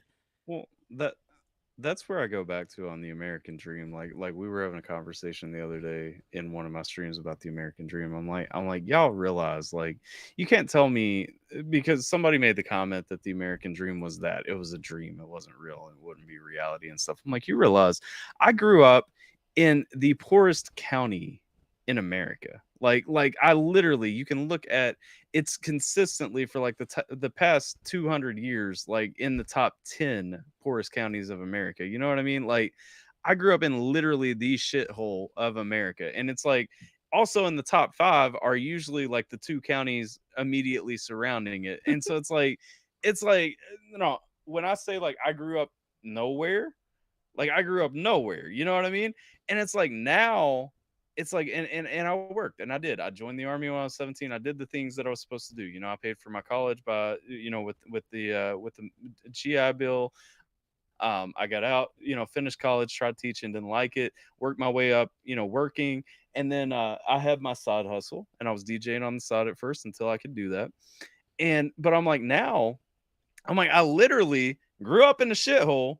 And it's like now I have a bedroom, or I have a bed. I won't claim the room, but I will say I have a bed in my favorite artist's house. You know, like I can go stay with my favorite artist anytime I want to. Like I'm on stage with my favorite artist. Like, bro, how many people, like, where in the world? I'm just asking in general, where in the world besides America do you have the opportunity to just be like, you know what, I'm gonna fucking do this, and like you do it and it happens and you're there, you know what I mean? Like you don't get to come from shit to, like, literally, this was my dream when I was a kid, you know what I'm saying? And you know, you were talking about how it doesn't feel real and it's hard for it to feel real. One thing I realized, being a good person, being a genuine, honest, real and good person with people makes networking just a breeze. Like pro tip, if you're trying to figure out how to network, just be real and be a decent human being. But like Keep your word. networking, yeah, Follow up. Always keep your word and be truthful. exactly, And be honest. exactly. That's it. Just be honest and be E- yourself. And people will they'll feel that. They'll feel that It's from the other side of the world, the other side of the country, even if you never meet them in person. And it won't be a problem. And guess what? Then they vouch for you. And then people give you a chance. And it just goes on and on and on. yeah. That's how that works. It's not Well, hard. and that's the thing. networking is easy, and that's the part you got to get out of the way up front. Now, once you've networked, it's literally just a matter of taking opportunities when they come and not just being like, nah, I don't know if I have time. I don't know if I believe in myself. Believe in your fucking self. Work on something. Do something well enough that it's a marketable thing. Put yourself out there, and literally, like going back and like working with Mises is like the biggest thing that I do. Like that's my favorite thing that I do because like that is like I said, that is my fucking dream. And literally that came because we had a friendly conversation. He calls me one day and he's like, "Hey, I need a DJ." He's like, "Will you come out?" And I'm like, "Yeah." And like we just became friends after that, like just no big deal. Like we just became friends and he's like, "Well, let's keep doing this." And I'm like, "Yeah, let's keep doing this." And like, but that I think, it's but just I too think easy. good Like, things happen to good people, and I know that good yeah, people go through their own share of shit, and bad things happen to good people too. Like, don't get me wrong. I'm not saying that if you're a good person, everything's gonna be perfectly rainbows and sunshine. yeah. I'm taking back rainbows, by the way. I like rainbows. Anyway, You're talking about rainbows? yeah, I'm taking back rainbows because that's some. We're not going to talk about that. Yeah. So anyway, I'm just saying I truly believe that you cut out negativity in your Yeah. life. You don't lean into or participate in hateful behavior if it's avoidable. Now, if someone, comes at me multiple times, I'm going to go public and I'm going to eviscerate them verbally. I'm good with that. We'll It's just such a leave it key, like though. that. I mean, But no, you're 100% right. It's such a key, though, because like literally, look at like there's so many communities that just want to be on negativity and drama shit like yep, all the time, and it's like, bro, even if I like you, like I just can't be there for that. You know I what I'm agree. saying? Like I just don't want that. And it's like, yeah, you're booming more than me, and you're doing well and everything, and I'm happy for you. Like I really am. If I like you as a human, I'm happy for you, even if I don't like what you're doing. But it's like at the end of the day, I would rather grow with one or two people here or there who actually like me and attach to me and want to support me and want to be here for what I'm doing without like me having my life is too short. My stress is too high. I've got too much going on to be worrying about petty internet bullshit Mm-hmm. anyway, you know? And so it's like at the end of the day, like you said, I mean, I think that bad things do happen to good people, absolutely. But um, I think that if you're a good person and you try to put that best foot forward all the time, like more, you're gonna get more good in return out of the world, and it's not karma or anything like that, like it just is what it is. Well, If no, I you mean it's if common you surround sense. yourself with good, yeah, There you if you go. surround That's what yourself I was with about good, to good say. is gonna come out of it. Like, okay, for example, if you are like, look, I don't want to be a negative person. I want to be a positive person. You're always around a negative person who's always like, me, me, me, me, me. Every once in a while, I vent myself. Like, I'm like, me, Yeah, me, and I get mad. And then I get over it. I move on. But I try to treat yeah, people kindly. And I always say kindness is free. Give it generously because you just never know when you might affect someone's life. You just never hmm, know. So why? And I've had that happen to me where I had one of the worst days of my life and someone treated me badly.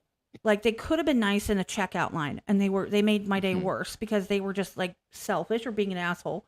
Or the right, flip side of that where they were actually changed my mood because they were being kind. Okay? But the thing is that if you really truly believe that you want things to be good and you want that stress level to go down. What's up, Truth? You surround hey, yourself with good people, right? yeah, Because that's what you want. And so then you kind of start pushing those negative people out of your circle. Even if the circle yeah, tightens up to a decimal point, it doesn't matter. Because then what happens is, and I was talking about this the other day, it was like a couple weeks ago, it's like people all have these frequencies. I'm not saying conspiracy theory frequencies. I'm saying like, think of us as like, you tune it's the in Matrix. and like like a circle graph, right? Where here's me and Yeah, then here's you. You're in my circle, so the people that overlap are likely going to be people that you resonate with. I'm probably going to resonate with too right, because we're the same. We're kind of the same on how we think of things and how we view things and how we treat people, that kind of stuff. So you right, start bringing and getting close with good people. You start meeting more good people, right? And then if you don't yeah, have time for the negativity, you don't have time for the nasty people anymore. So you just yeah, leave them in your rearview mirror and you move forward in a positive way. And eventually, because they're good people, they yeah, are going to treat you better. Your life is going to be better. It's going to be less stressful. You're going to be happier. It makes sense and it's logical. But people are just like, they want so badly to be pissed off for the adrenaline rush. They want so bad to see someone rip someone apart that they wonder why they're unhappy.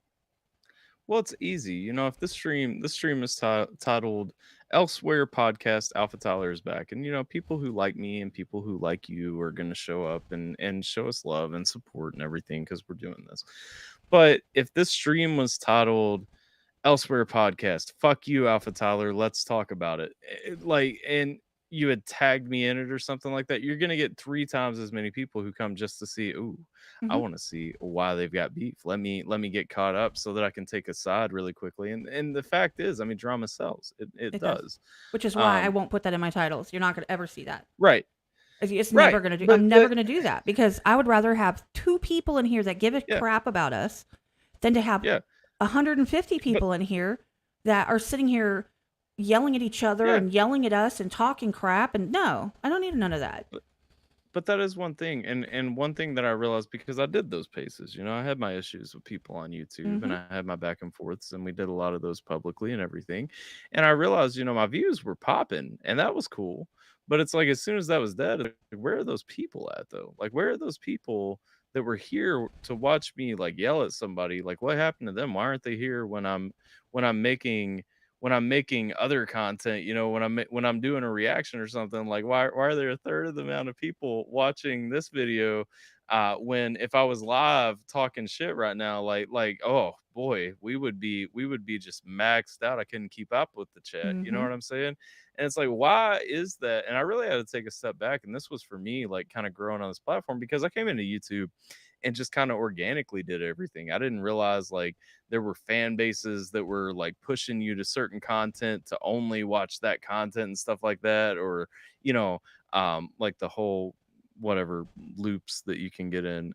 We all know about those, but those little echo and chambers. it's like I didn't realize.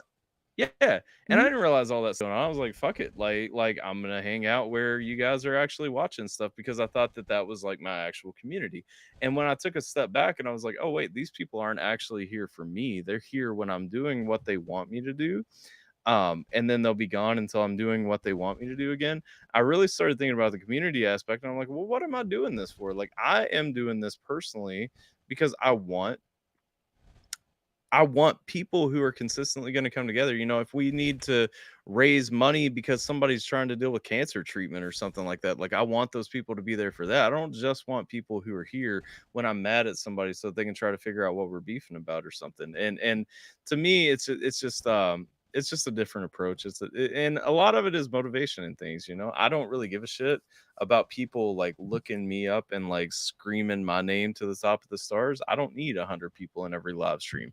I enjoy, you know, the pace that I do things at, and you know, that's good for me. But I don't know, man. I'm not critiquing anybody else's style. I'm just saying like I don't understand it, and a lot of times that's why I don't associate with things, just because I don't want negativity in my life. You know, I'm too old for that, and I'm doing too many things that I actually care about outside of that.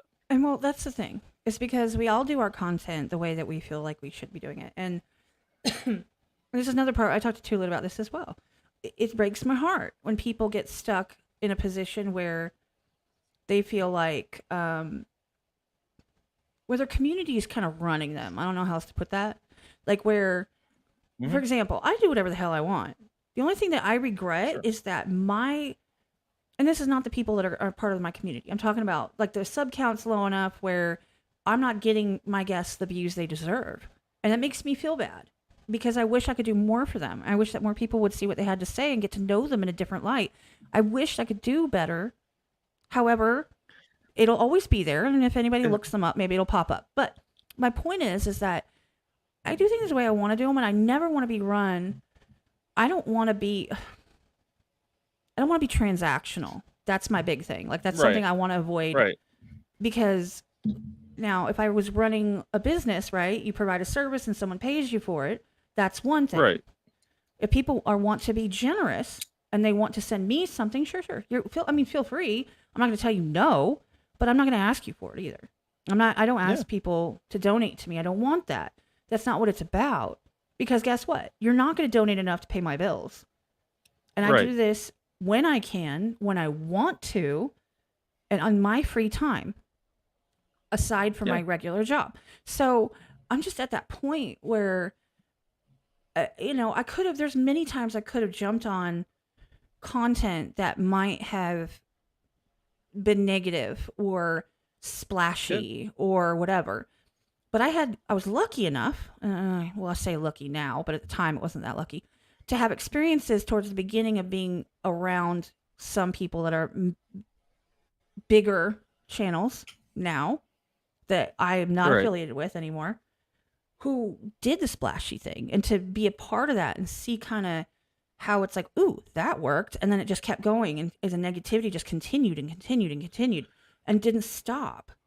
I was lucky enough to see that happen for other people to where it made me not, I just don't want to go there. There's certain things I don't, I mean, I'll talk about things within context of a conversation, but I'm not going to go live with the specific intention of trashing pretty much anything in general. Like, I'm not going to sit here and be like, screw Target or something, or like, screw Whataburger. I don't know. You guys don't hurt me because I said screw Whataburger. I actually don't like it, but I'm just saying, like, I get to do what I want, and if you're not paying my bills, then you don't get to tell me shit. Yeah. I mean, that's how I feel. And if you're not going to watch, then, I mean, there's a fucking door. Feel free to click on something else. I fully believe that. That's why I'm the mean mod. People call me in when they need somebody to be mean. And they're like, you have to be nice to people. No, I don't. Well, that goes back, like you were saying. I mean, we all do this content. I mean, the fact is, we all have different channels for a reason. If there was like one way that people wanted to watch it, there wouldn't be people who watch all of our individual channels. You know what I mean? Exactly. We all do this thing the way that we think it's supposed to be done, and that's one of the things. I've had a lot of people leave my community. Like, they'll come in and they'll be like, maybe this ain't the place for me, because one of the things at the forefront of everything that I do has always been, I want people to be open. I want people to be, transparent. I want people to have diverse opinions and everything. Like, yes, if I'm doing a community stream and let's say Wick is in there talking about God and Trump and all this stuff, like, and you are let's talk about atheism and Biden, like by all means join, tell Wick that he's wrong, duke it out. Like, I don't care. The thing is, as long as you guys are down, like, at the end of it, to be respectful and civil to each other, cool. Because if you're not going to be respectful and civil to each other, you guys can both leave. I mean, you know what I mean? But like, the thing is, if you're going to come in and you guys can have a conversation and then be respectful and civil, and then we can just all like take the conversation somewhere else, like, that's cool. I'm always about, like, challenge my opinions. If I say a song, if I'm doing a reaction, I say a song sucks, I will never say a song sucks well, that's not true. I've said that one time and I still stand by that. But like, if you don't like what I'm saying about a song, fine, give me your opinions about the song. You know what? I'm telling you from my subjective perspective. You know why there are 1,000,001 audio engineers in America? Because what I hear and the way that I would mix a track is not the same as what I don't know, like Scheme. Scheme is another engineer friend of mine, and we have very similar approaches to a lot of things. Where is it at? I'm trying to find it. There. Nope. Yeah. There. Oh, nope. There it is. Yeah. And Scheme's a great friend of, like, me and Scheme talk as recently as, like, I don't know, like 3 a.m. this morning. You know what I mean? Right. Like he's a really good friend of mine. Do we agree on a lot of things? Absolutely not. If you've ever watched interviews that we have done together or streams that we have done together, I mean, we don't agree on most things. You know what I mean? But that's not to say that I'm right and he's wrong, or he's right and I'm wrong. Like very much. I mean, sure, there is an objective truth somewhere out there, but that's not the point. The point is, you don't have to agree with me to be my friend. You don't have to agree with me to be a part of something I'm doing. You don't have to agree with me to enjoy my content, whatever the case may be. And I don't ever want somebody to feel like, because they disagree with me, well, now they've got to fuck off. No. I've always wanted my stuff to be like that melting pot where, you know what, you disagree, cool, jump in, tell me what you think about it. Like, tell me I'm a fucking idiot. Like, that's cool. Foundation of my foundation of my community. Yeah. Like, I have it. That's been since day one. And I remember we used to talk about this on the early podcasts when, I had someone to bounce stuff when it was just us. And Yeah. It's in my rules, and I talk about it all the time. That is 100% how I am, because say, for example, I think it came up, and actually I caught a lot of shit from my community for it. It was in, I think it was Easter or something like that. Like, I'm one of those people that I'm really weird. I don't think that I should be obligated to say happy what the fuck ever it is. Like, any Yeah. day, holiday, I don't think I need to Right. text every single person on my phone and then post it on this place, and this place, and tell everybody with a perfectly timed GIF that it's this Right. day and happy to everyone and blessings and wishes and all this stuff, okay? Because I brought up a point and it actually pissed some people off, and I thought it was hilarious that it pissed them off because I thought, go figure. I have Right. friends that are not Christian that are in the community and that I'm very close with. Some of Yeah. them are like Wiccan, some of them are atheist, stuff like that. Okay. And I'm like, as long as you're not targeting anyone and saying you're a piece of crap, you could be like, well, I don't agree with it. But don't like be like, Yeah. you're a Christian, you're a piece of crap. Like, don't be like that. That's not Right. okay. But if you're like, oh, I'm not a Christian, I don't believe in it, I think it's a bunch of hooey. Okay. But here's the Right. thing. People, well, it was, and I made a comment that got completely twisted, but that's okay. Like, it came out wrong. I think I typed it up wrong. I don't know. It was Easter, and I was like, I made just a stupid comment. I was like, it's kind of funny how people want to be all like, you can't, like, people are mad that people are canceling saying Merry Christmas and stuff like that. But yet, Hmm. they're, every holiday, they're like, Easter, Happy Yeah. Easter, Merry Christmas, Happy New Yeah. Year's, Happy 4th of July. Guess what? There's people from Australia in the chat right now. There's people from Australia. There's people from the UK.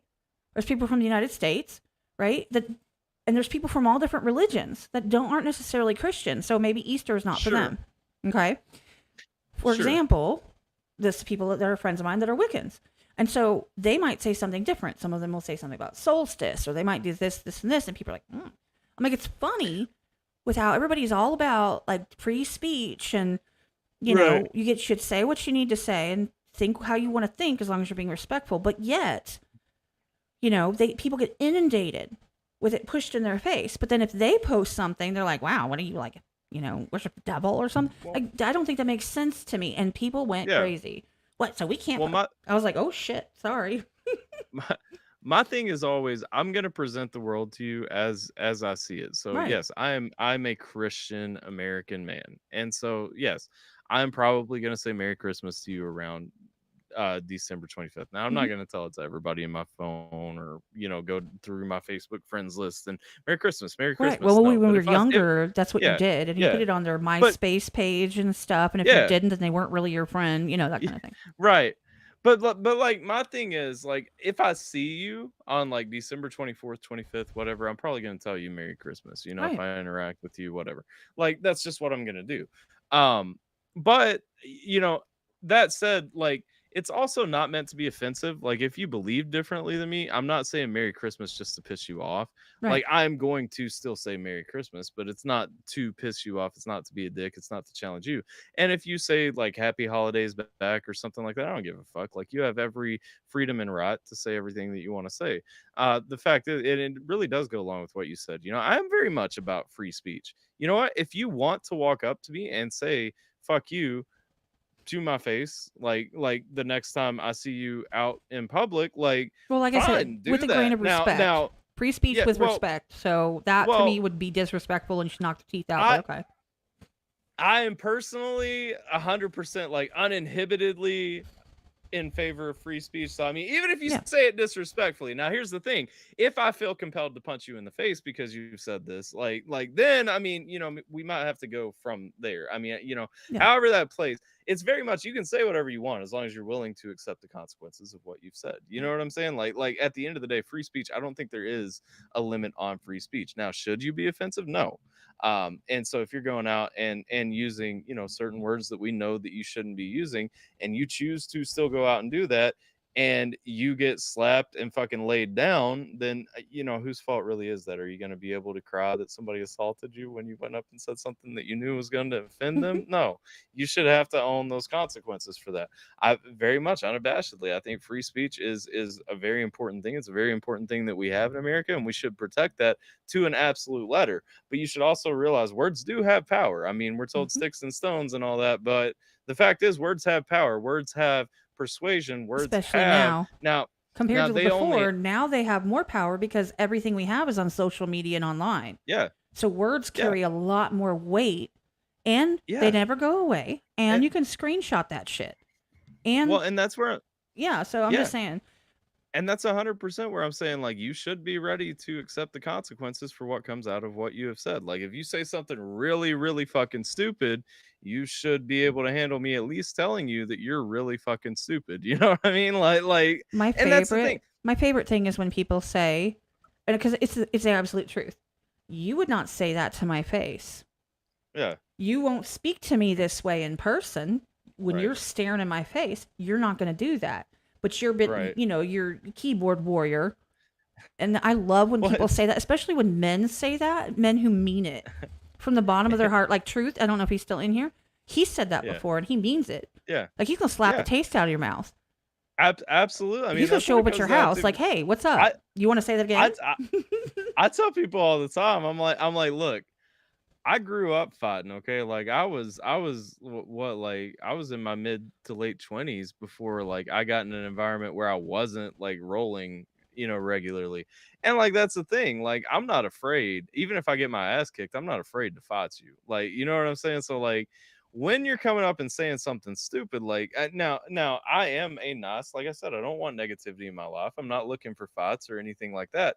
But you disrespect my wife, you disrespect, my family, you disrespect my values or something that's very close to me, and there's a breaking point, especially if it's my wife. If you disrespect my wife, I'm hitting you. If you're a man and you disrespect my wife, I'm going to punch you in the face. Like I'm just going to tell you that right now, you know but like, in general, there are lines on other things. Like if it's on other things, obviously I'm not going to hit you because you say that you don't agree with my religion or politics or stance on something. I'm going to debate you. We're going to talk about that. Now, Right. if you're being blatantly disrespectful though, and it goes to a point, let's say, I don't know, let's say you take it to a point of fundamentally, I can't think of any situation where I would feel disrespected like that beyond like you attacking my family. Um, but like if you take it to that point and I hit you, you should have to deal with that. Like I don't care if it's just because you've said it, or you were using words and I hit you. Oh, I'm sorry, but if you said words that were hurtful to my wife, I'm hitting you. Like that's how it's going to be. That's my job in this world. Like I like get that. and I don't know. It's frustrating though because we've gotten to such a digital like hide behind screens and all this stuff, and it's like, oh well, I can say whatever I want. No, you fucking can't. Like I'm just telling you, like it's a smaller and smaller. It seems like a bigger world because we're all digital and we're all interconnected and everything. Bro, I roll through a lot of places. You know what I'm saying? And it's about to be a lot more places. Like, and if you're coming out and I see you and you've disrespected me, I'm going to hit you. Now, we might be fine after that. If you want to man up and just let me punch you in the fucking nose real quick, I'll buy you a drink after. Like, that's cool. But if you disrespect my wife, I'm punching you. You know what I'm Right. saying? Like, period. Well, see, that's the thing. Is it's like one of the other things is like I said when I was talking about what I posted or whatever, it was supposed to spark a conversation. Like it was interesting that it's like it's okay to flood every single server I was in with stuff about Easter, which I celebrate Easter. I don't Yeah. celebrate it with Yeah. bunnies and stuff because that's not what it's Right. about. Same. I don't Well, like it's that's it's a not my fertility goddess. It's not actually the resurrection, but you know what yeah I like mean? that's not what I do. You know what I mean? I don't Right. Right. celebrate No, that's Christmas what I'm with saying. I don't celebrate Christmas with a tree and presents. Everybody knows I do New Year's gifts. We do New Year's gifts, Right. new year, new things, and Christmas is Christmas, and it's supposed to be about Christmas. So, but the thing is that it was supposed to spark a conversation. But instead, it was like, well, you're saying we can't post it. Well, that's not what I'm saying. I was just saying it's really interesting that people Yeah. are for like free speech, but then suddenly they're like flooding it. Have you ever thought there are people who don't Right. practice this religion? If if they were putting all of like, Hindu gods and stuff like that and saying like, praise Rashan or Rosh, whatever the fuck, I don't even know their names. I Krishna. made I made it I made it up and I failed. But and they were putting it in there or like, praise Pokemon, worship him forever. I mean, Yeah, that might somebody might be like, like stop. But yet we're doing the same to people who have absolute different views. I was just trying to spark a sure. conversation and it went wonky as hell. But the thing is that words do matter now. Like I said, you can't really take them away because Yeah, now they stay and people have screenshots. And I know for a fact, because I had a teenager that lived with me that was a female, they're mean. And you're in your DMs and you're gossiping about somebody else. They're like, and they screenshot all that. And next time they talk to this other person, they're showing them all the screenshots and nothing's sacred. So that I'm circling back, by the way, to where I said networking and where yeah, trust and being genuine and keeping your word matters. Because if I say you can give me full power over your Discord, your YouTube, or your social media, or all three, and I will do what I need to do to fix it or help you, and then I will hand it back to you, and I won't do a damn thing that will hurt you. I mean right, that. And guess what? right. People know that. They Mhm. know that. That's why I have that trust with people because it's about trust, right? I'm not going to be that person that's sharing everybody's dirty details. I know plenty of things that people aren't aware of yet that haven't been released, things that people are coming Right, down the pike. I know, what people have planned. They discuss it with me. I know what's coming. I know what's going to happen. I know this, and this. They just want to tell somebody. They know they can tell me because it's going to stay with right. me, right? That's that Yeah, trust. That means everything, especially in this digital age. True trust, which well, you never know. Yes, you do, because once you prove that you can right. be trusted, and then you have other people that trust you as well, and you show a track record of being sincere and genuine and straightforward. That's why that slicks that path super easy because people word of mouth means more than regular words. Getting Right. Yeah. recommended somebody by Well, someone you trust makes you trust them, right? And then you break that and yeah. everybody's going to know. Well, that's what I always say to everybody is like most of my business, most of my connections, like most of my interactions are through word of mouth. It's literally like, I don't boost views, I don't pay for like ads or anything for my channel or anything like that. Most of the people who find me either find me randomly, or it's because somebody was like, hey, you should come and hang out here, or Mm-hmm. like somebody else that I know was watching something I did and they were like, oh, he seems like a nice guy, I'm gonna go hang out with his stuff or something. But it's like even in real life, like I don't take I have business cards, I think that's like, and I write them off on my taxes as advertisement, but it's like besides that, oh, and I have stickers for QR codes to my website.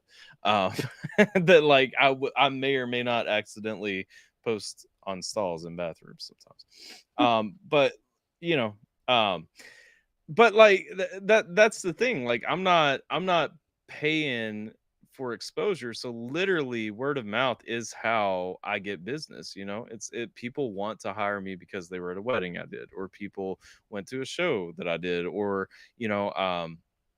somebody knows that I do a good job because they caught me XYZ. I mean, there are live streams of me DJ and stuff. There are Mm-hmm. videos on YouTube of me DJ and stuff. Like even artists who are looking for a DJ to set up their show or something, like they know how to hit me up. All my contact information's up and everything. It's like if you want to get in touch, get in touch.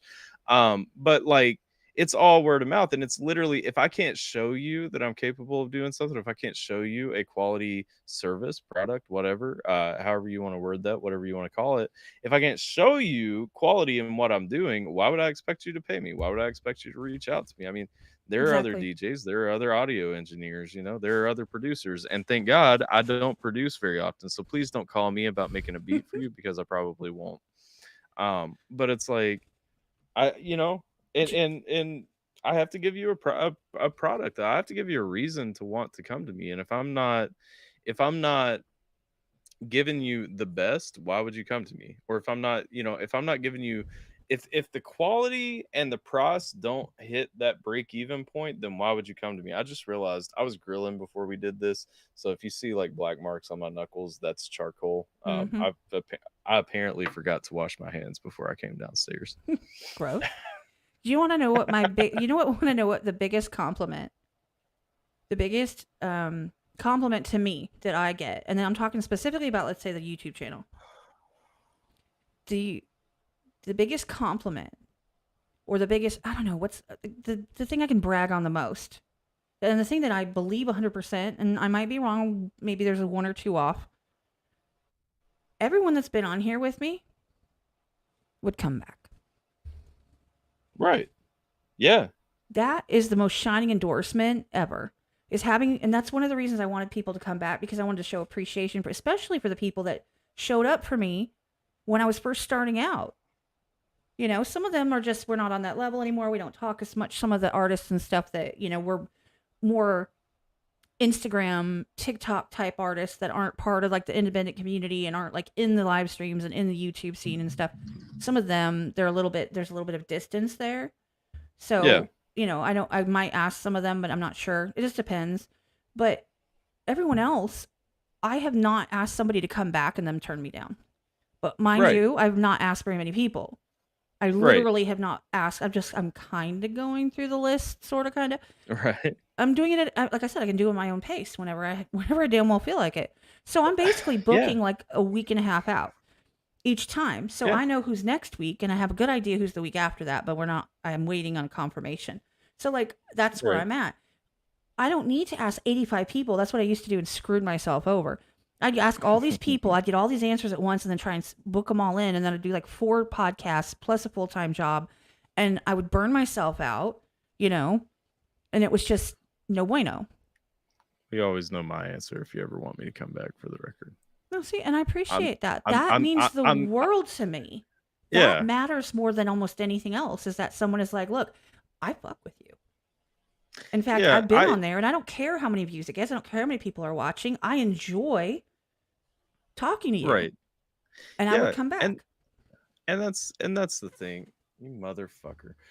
That's the thing, is I'll like, buy you a fly swatter. It's well, I have one. I just left it upstairs. I didn't realize. Okay, so I left my back door open, and it's summertime in Kentucky, and summertime in Kentucky means that there's just shit fucking everywhere, you know. And so like I left my back door. My back door, you can't see it, but it's like right there. Like I have a big like double door thing like right there. And so, well, I say right there. It's about 20 feet that way.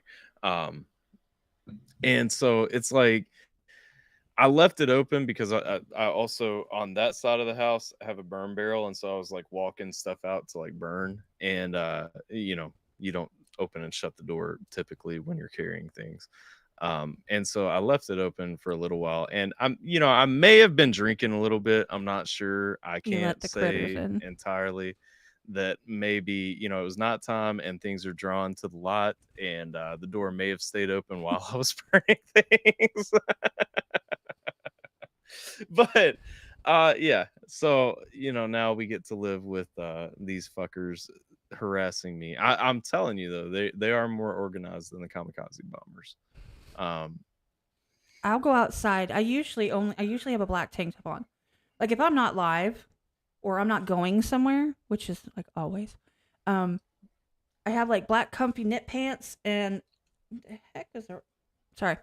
And I have a black tank top on. It's not underneath this shirt. So my arms, I'm really tan. You can't tell, but I'm like super tan. Look at this. Well, that's our But the thing is, I'm always outside and I'm always in the sun. Okay. So like my back's tan and stuff. Flies. Like one fly. Those fuckers, I'm outside. It lands on my arm. I'm like, mind you, it's hot. So I'm sweating. So I'm like, just a light coating of like, just water all over me. So it lands. I'm like, and then it lands here. And then it lands on my back. And then it lands on my other arm. And then I get it. I'm like, ah. And then it goes away and then it comes back and lands right in the same spot. I'm like, you motherfucker. and you can Yeah. never get them. You can't hit them. They're magic like that. I think they actually, I Right. think flies do short little like transport jumps, like where they like do like they pop in and out of existence, Yes. and they do it so Yes. quickly that we don't know that, and they haven't been able to prove that scientifically Bro. because they just say they're fast. That's not true, because n- you like think about looking at it and it's like over there, and you're like, what the hell? Or you go and you swing your fly swatter, and by the time you go to hit it this far away, it's gone. Like, so I I think that they transport. I invested for that exact reason in one of the coolest things I've ever seen. It's an electric fly swatter. It Ooh. is like it looks like a tennis racket. But you push the button and it like charges 300 volts, and then you smack the shit out of bugs that are flying around. And it's kind of fun. The cool thing about it, the hard thing about it, it's not like a regular fly swat though. So you Like you can't can't just hit the like whack wall. no, you can't whack the fuck out of whatever because it's not flexible at all. Um, but like, so I've figured out though there is a trick. You hold the button and you hold it, and then you like hover down over something and like convince it to fly up into the metal mesh, and then it's like it's crazy. Like you can literally cook on this fucking thing. Okay, like How long does it it's, take to it's charge up? Because what happens no, is, no, no. You push the button and and it's it's on. charged. Like it's Okay. ready. Yeah. While I'm out there, and it's not as big of an issue as it was like other houses that I've had where like I don't know if you guys remember some of my podcasts where like the wasps were a problem because there was like an apartment condo building up in the top corner up on my awning, like Hmm. above on my roof, that was like this fucking big, and they were trying to like Yeah. expand their apartment complex like further I down do the roof. remember that. Yeah, and it was a whole thing because I'd scream and it freaked me out. Anyway, so I have these like a one wasp, right? I'll see it coming because I'm looking down. I'm probably reading a book on my phone. The sun is behind me, so there's always a shadow. So I see birds. I'm like, because it's Right. a glass table, so you see the shadow and you see the reflection. I'm like, oh, okay, it's just a bird. Because I'm thinking it's something crawling. Ants will crawl on me, spooters, all kinds of stuff. Not fun. So then I'll see this, and I'll go, ugh. And I'm like, no, it's a hummingbird or it's a butterfly. Okay, fine. So then I'm like, okay, I'm going to be brave for 5 minutes. Wasp. I'm like, shit. And I like run. I want to like power up and like do a backhand, overhand, Yeah. because I have a bug zapper out there with the blue light in it. It's supposed to attract. I haven't killed a damn bug in that thing, and I've had it for months. It's been on every day, and it doesn't kill anything. Yeah. I'm like, well, that's useless. Right. So I want to beat the snot out of them. I want to like whack them and like actively like hitting a baseball. Yes. I want to fry them and then throw their carcass far, far away because I'm terrified That that is like all- a dead wasp, but I'll step on it and like poke my foot and I'll get stung anyway when it's dead. That's not fair. that is also the amount of energy that I want to hit bugs with. I completely understand and agree. No, exactly, because they're obnoxious and they target us and they have an evil Yes. plan. Well, And I think the that thing is, I killed a baby wasp on my table. It was this big. I was like, oh shit. So I took my cigarette pack and I like smushed it with the edge of it. Next thing I know, Yeah. I'm like, oh shit, mama's here. Bro, 3 wasps they're chased me fucking- around. I was like, I'm gonna fucking they're kill fucking you. they're fucking crazy. You know what I found though? Like if you want to keep them from making nests, WD-40 is actually like spray it around your edges up there. I don't know what that shit's called. But like if you spray WD-40 up there, they won't build their nests there. I know what you're saying. And yeah. also I found a wasp nest the other day that had already been built before my WD-40 treatment for the year. And so I sprayed the nest that had 3 wasps on it just to see what would happen. And apparently they fall off because I watched them, like they just fell. And I was like, their nest didn't fall, but they fell. I'm not sure where they went because I couldn't find them on the ground to crush them. So I'm pretty sure they like fell and then swooped, but they did fall. So I don't know. I mean, don't care. I'm not endorsing WD-40 as the answer for living wasps that have already moved in, but I am saying It's currently in the testing phases. If you want to give some anecdotal evidence of what your experience is. We could start a thread, and here's the thing: people are like, "Oh, that's a dirt dauber." You don't have to worry about that. I don't The give a fuck, fuck. I If you don't. look like a wasp, if you look like a wasp, I'm When treating it's you like a coming at wasp. you Like, and you see it, see, I have this. If you've ever seen pictures that I posted online of like the sky and you see this open field, it's because they're yeah. going to be building all the way down the road from me. But right Uh-huh. now, I have no neighbors, so you have all this expanse of just like dirt Right. and weeds and stuff. And we had like that huge turtle that showed up. We named him Jerry. I miss him. He was only here for a couple days, but it was interesting to look over and see a dinosaur in your fucking yard. That was fun. Um, but you see it coming from like way over there, and it's like I'm like, oh, it's probably a butterfly. Oh wait, that's no, whoa, whoa, whoa, and it's like I don't care, dirt dauber, you're in my personal bubble. My porch is my Yeah. personal bubble. Get off. If you're on my porch, Yeah. right? I don't care if you're above Yep. my porch, like within I don't know, like 20 feet high, and the perimeter of my porch. Honestly, like if you do anything more than that, or if you come into that section, I'm going to try to kill you. This is how that Right. works, Yeah. And I think that I have every right because I own my house and I own my porch. So I think that Yeah. I know Like, that my this is my porch is shit. outside, but I think that it counts as part of my house. Like I won't mess with bugs Absolutely. outside very much unless they come at me, but my porch I think is a free range for me. And so I Right. want a tennis racket bug zapping like weapon. I think I need Yeah. that in my life. And if you could send me the link on Amazon, I So really I, appreciate it. I probably can, but I can tell you if there's a Tractor Supply near you, they're like $10 at Tractor Supply. Dude, do you Like, think do I look like I know if there's a tractor supply around here? I okay, I this is my like dad. Like, this is the most masculine I think I come across. I will tell you, I spend an exorbitant amount of time in Tractor Supply. I believe It's it. not because like I'm a rugged outdoorsman, although I'm not. It's just specifically my favorite hobby is grilling, and they always, bro. I saw this awesome. It was a fucking I can't even remember the brand now, but it was called like a Longhorn. This motherfucker for $500 has a propane grill on one side. It's got a smoke chamber right beside it that you can also put charcoal under and make a charcoal grill. And then it's got a firebox over here. And then back on the right side, on the other side of the propane grill, it's got a fucking gas burner. Okay. And I'm like, okay, I have a smoker, I have a grill, but you know what I don't have? I don't have that. And so like I Like a literally spent laser that heats up food too, and like a radiation field, and I I shit you not, I spent 2 hours looking at this fucking thing. I was like, that thing, first of all, I need a trailer to haul it home. But for $500 with all the activities, like I would never have to come in my house. I have no reason to come in my house if I own that thing.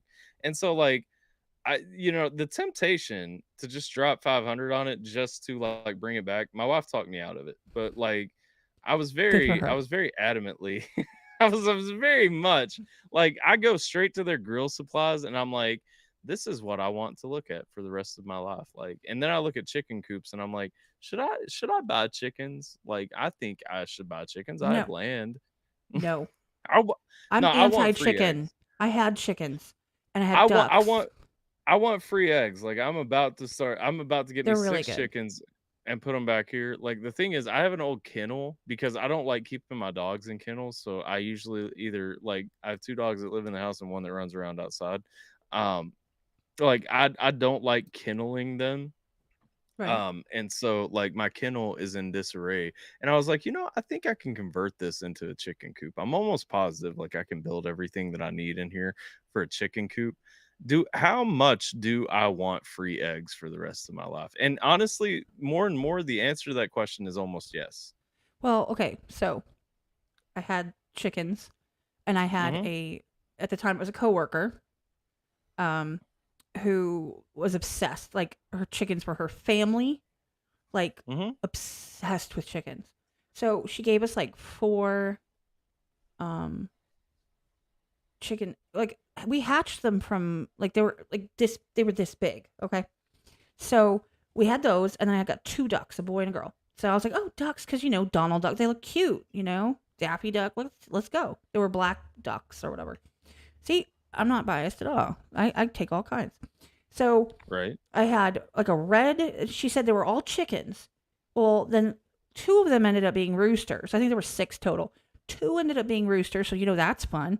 When they got big enough, these fuckers got like this big, like they were, full size, with the hook on the back of them and stuff. Like, and then they would argue with each other, and they would crow all the time, all night, all day, and it would go over and over and over, like 3 a.m, and I wanted to kill them. And they would shit everywhere because he let them run around the entire house on the front porch. They were everywhere. And then one of the ducks, I found the head only. I don't know where the body went. That was traumatizing. And then the second rooster, right? So the first rooster got to boink all of the hens because, he was the rooster, right? Right. I called him the alpha rooster, and I said, like, beta rooster, he fucked the boy duck. I like the alpha rooster better. The beta rooster would approach the duck. The duck would lay down and quack at him, and it was a boy. And the rooster would do his thing and then fly out because they're really fast. Like, they're like, bink, and they're done. Like, right. Wham, bam, thank you, sir. I think that was. It was just disturbing. And then the rooster started going after her. At the time, my daughter was like 2. And like flapping and like trying to hook her with their thing on the back. No. I got rid of all of my ex took my car and took off for a weekend. So I called some random lady in the neighbor because I was in the boonies and the sticks in the country, right? So I just called some random person, and she came, and like she stuffed it was so funny, all 6 chickens in a cat carrier. And I was like, serves you right, you little bastards. And now I sincerely, obsessively love to eat chicken. And though I do not advocate for chicken hate, if you tell me you're eating chicken soup, you're like, oh, poor chicken. Fuck that chicken. I'm serious. No, eat them all. So I hate eating chicken. I don't like red meat. You haven't had it made, right? No, probably. Okay, so I won't say that I hate chicken. I've actively worked lately to implement much more chicken in my diet. I wouldn't say I'm on a health kick. I'm very much though an advocate for eating meat in general. That said, I make fantastic chicken and I enjoy eating my chicken, but 100% I would rather eat steak. I would probably eat steak every day if steak wasn't so expensive. I learned the hard way not to do that because someone had a cow and they gave me like, how you do a whole cow, and they gave me like a quarter of the damn cow with all these different cuts of meat because they went to a butcher. And I filled my freezer and basically I was broke at the time, so I was like, thank fuck for this. So we ate steak and red meat every day for like 3 weeks, and we were miserable. Fucked our stomachs up. Why? Fucked all our digestion up because it was too rich. All of it was too much. I think maybe that's what ruined it for me because, I'm talking like, it was like we had all the iron we needed for the rest of my life. I'm good. It was all the things. And listen, I go to the butcher shop weekly and get like I get I don't get like half a cow every week, but I get my it lasted for like 2 months, beef and stuff like that. Mm-hmm. Yeah. I go to the butcher shop each week. Like I'm very, I guess I'm very clean in how I eat. I only eat like locally sourced meat that comes from like our local butcher and stuff. I grew up though, we always had like farm animals and stuff like that. But you're not saying that in a way to be like bougie. You're saying that because it's literally you have access to that and you live in an area and you grew up on that. So literally it's just because I live like it's in not being a farming pretentious area. As fuck. Yeah. No.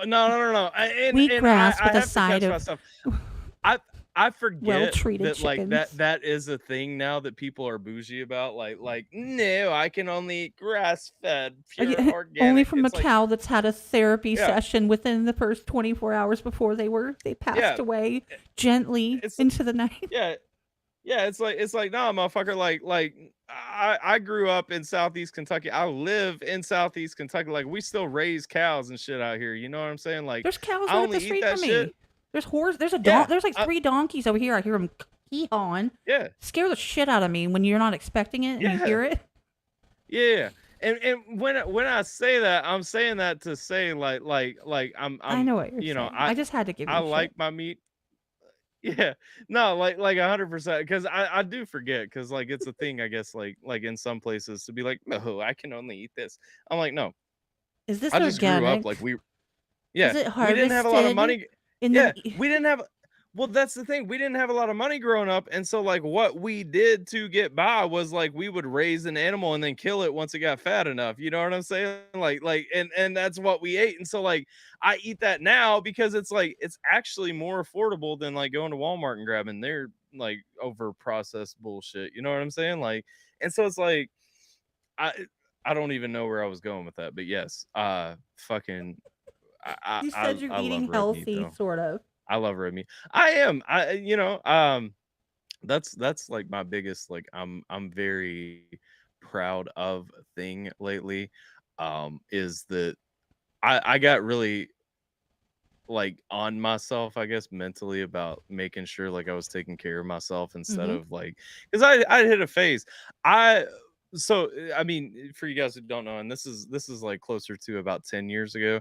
I was always a very adamant like paleo diet eater. So it was like meat, veggies, fruit, nuts, like nothing that grows underground, no dairy, no grains, nothing like that. I got married to a woman whose favorite dish is mac and cheese, and pasta is a necessity at every meal. And so I was like, Hell through the yeah. course of like marriage, yeah, no, like through the course of marriage and like, fatherhood, I developed a beer keg that I was like, okay, this isn't going to work for me for very much longer because, I have to be very active. And I was just like hitting points where I didn't have the energy to, like keep up with what I was doing. Mm-hmm. But the thing is um I have at 33 years old went back to mostly my paleo diet, except I'm still eating cheese because I'm not in my 20s anymore and I'm not trying to impress anyone.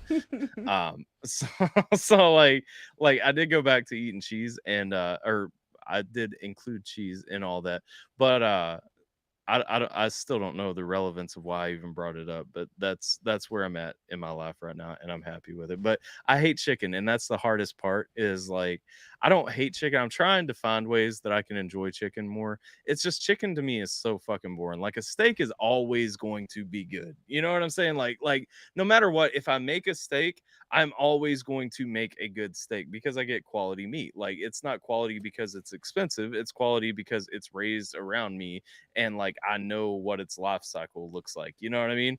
No, I get that. Um But okay, so here's and the so, thing. I don't yeah. I don't like this sounds so stupid to say this.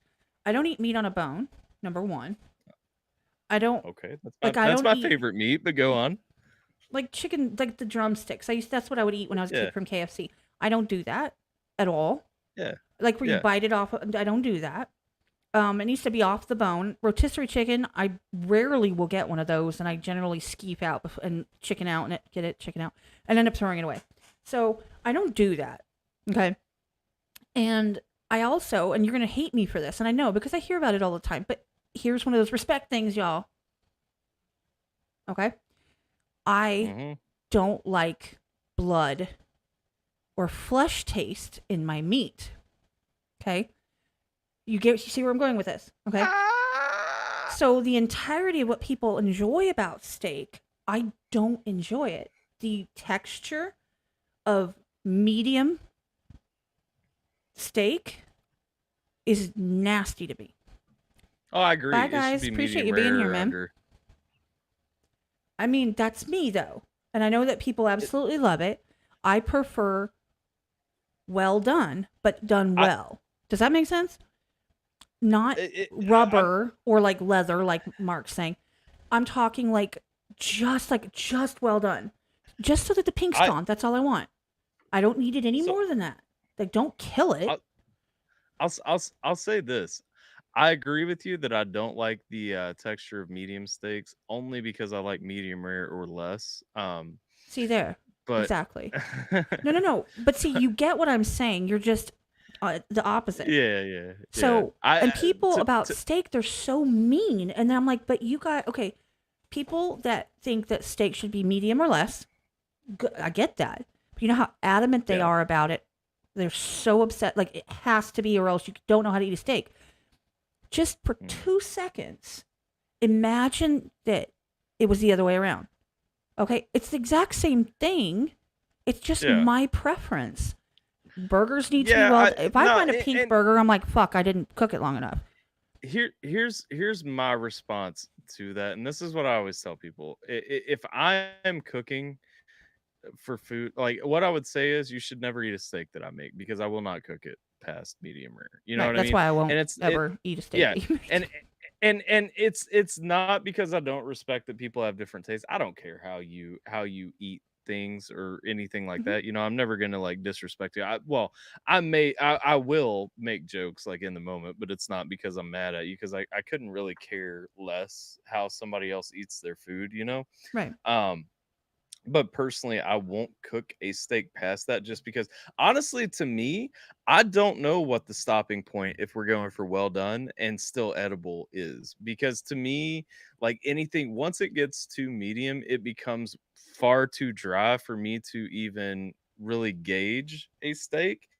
Um, I'm sure that I could cook a well done steak.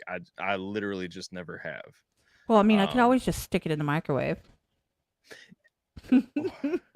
is that And does that work? nuke the blood out of it. Zap it. Does that well, there's no blood. You do know that it's not blood, right? Well, I don't care. It's juicy and it's red Okay. and it smells weird and it makes me think that it's like It's water. It's water. I It don't literally is care. water. I don't care what it is. I don't want it. Like people that use the juice to like dribble on things, I'm like, bleh, But bleh. that's the best No. though. That's the best. I get Oh. that. No, I really do. I really do get that. And I understand that. And people can do that. I don't. I don't. I eat brats. I eat like kielbasa and Yeah. sausage. And I'm Italian, man. Chicken. I can make 18 different ways and it'll be No, some of the best chicken. I But I don't red meat and ground beef. I just don't do it. I don't like tacos. I don't yeah. like most products made with ground beef. I'm not a fan. And unfortunately, my I poor can kid gets stuck not eating it because I'm like, I'm not going to buy it because I don't want I it. I I actually do get that one. It took me a long time to start eating ground beef again, just because I was like, with ground beef, it's like, that is one place that I will be bougie. Like, I will not get ground beef that isn't like locally sourced, and I don't even care if somebody tells me that sounds a little snobbish and everything. It's just like, bro, you're grinding up like trash meat for the most part, is what ground beef is. And it's Yeah. like, I want to know that at least it's coming from something that's not pumped with steroids or being fed garbage or something like that. Like, I actually give a fuck when it comes to ground beef because I'm like, I want to know that I'm getting a quality thing that has Right. actually been taken care of. So Mark, listen to me. Wet bread is disgusting. Dip your sandwich oh, in but some water and then eat that shit. That's nasty. Who no, soaks no, no, no. But bread? toasty. You got to get it toasty. You got to get it toasty first. See, like that's the move. You got to get it good and toasty, and then you dip your roll and stuff. I get what you're saying. I really do. Like I make shit on a shingle like nobody's business, and it tastes, and I've done it with chipped beef, and I've done it with Yeah. ground beef, and whatever the fuck I put in there. Like so, I've made it different ways. But if it doesn't if I don't eat it like that second, I'm out because the bread gets soggy, Yeah. and then I'm like, "Bleh." Bread pudding The is thing. Okay. despicably gross. So I get where you're coming from because I'm similar, but like it's not about it being soggy. It's about if it gets cold. Like as long as it's soggy and warm, like I'm good with it. Oh no no no. But if it's soggy and cold is where I draw the line because if it's soggy and cold, that's kind of gross. If But my bread product gets soggy, then I spilled something. but the but that's why you toasty it up front. Like you get it good and toasty. Like because I mostly grill things. Like I Hmm. mostly even if I'm smoking things, like I'll crank up the heat on my smoker a little bit and like toast my bread or something that I'm having with it or something. Like I'm a notorious griller. To the tune that I grill every day, that my wife wants to bake dishes sometimes just because she's like, you actually grill too much and I Let's think you change it need a up a break. little bit. Let's like no, Yeah, but toasted buns. Let's say a juicy burger with toppings that soak through the bun and make this bun soggy. It's disgusting. Because I'm gonna throw that bun away and I'm just gonna eat the meat because that's nasty. but That's nasty. It's not. I don't know. That's a texture thing for well, me. It's gross. well, fair. And like I said, I am back on my paleo kick, and so I'm not really eating bread anyway. So I really don't have a dog in this fight. Like I like my hamburger without a bun and I just do like too. I throw my generally do tomato too. on the side and I'm gonna salt it, you know?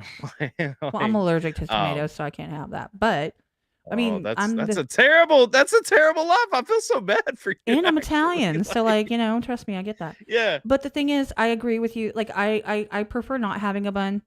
It just like the first couple bites, maybe it's okay, but then after that, it's like just it's just in my way, so I throw it away.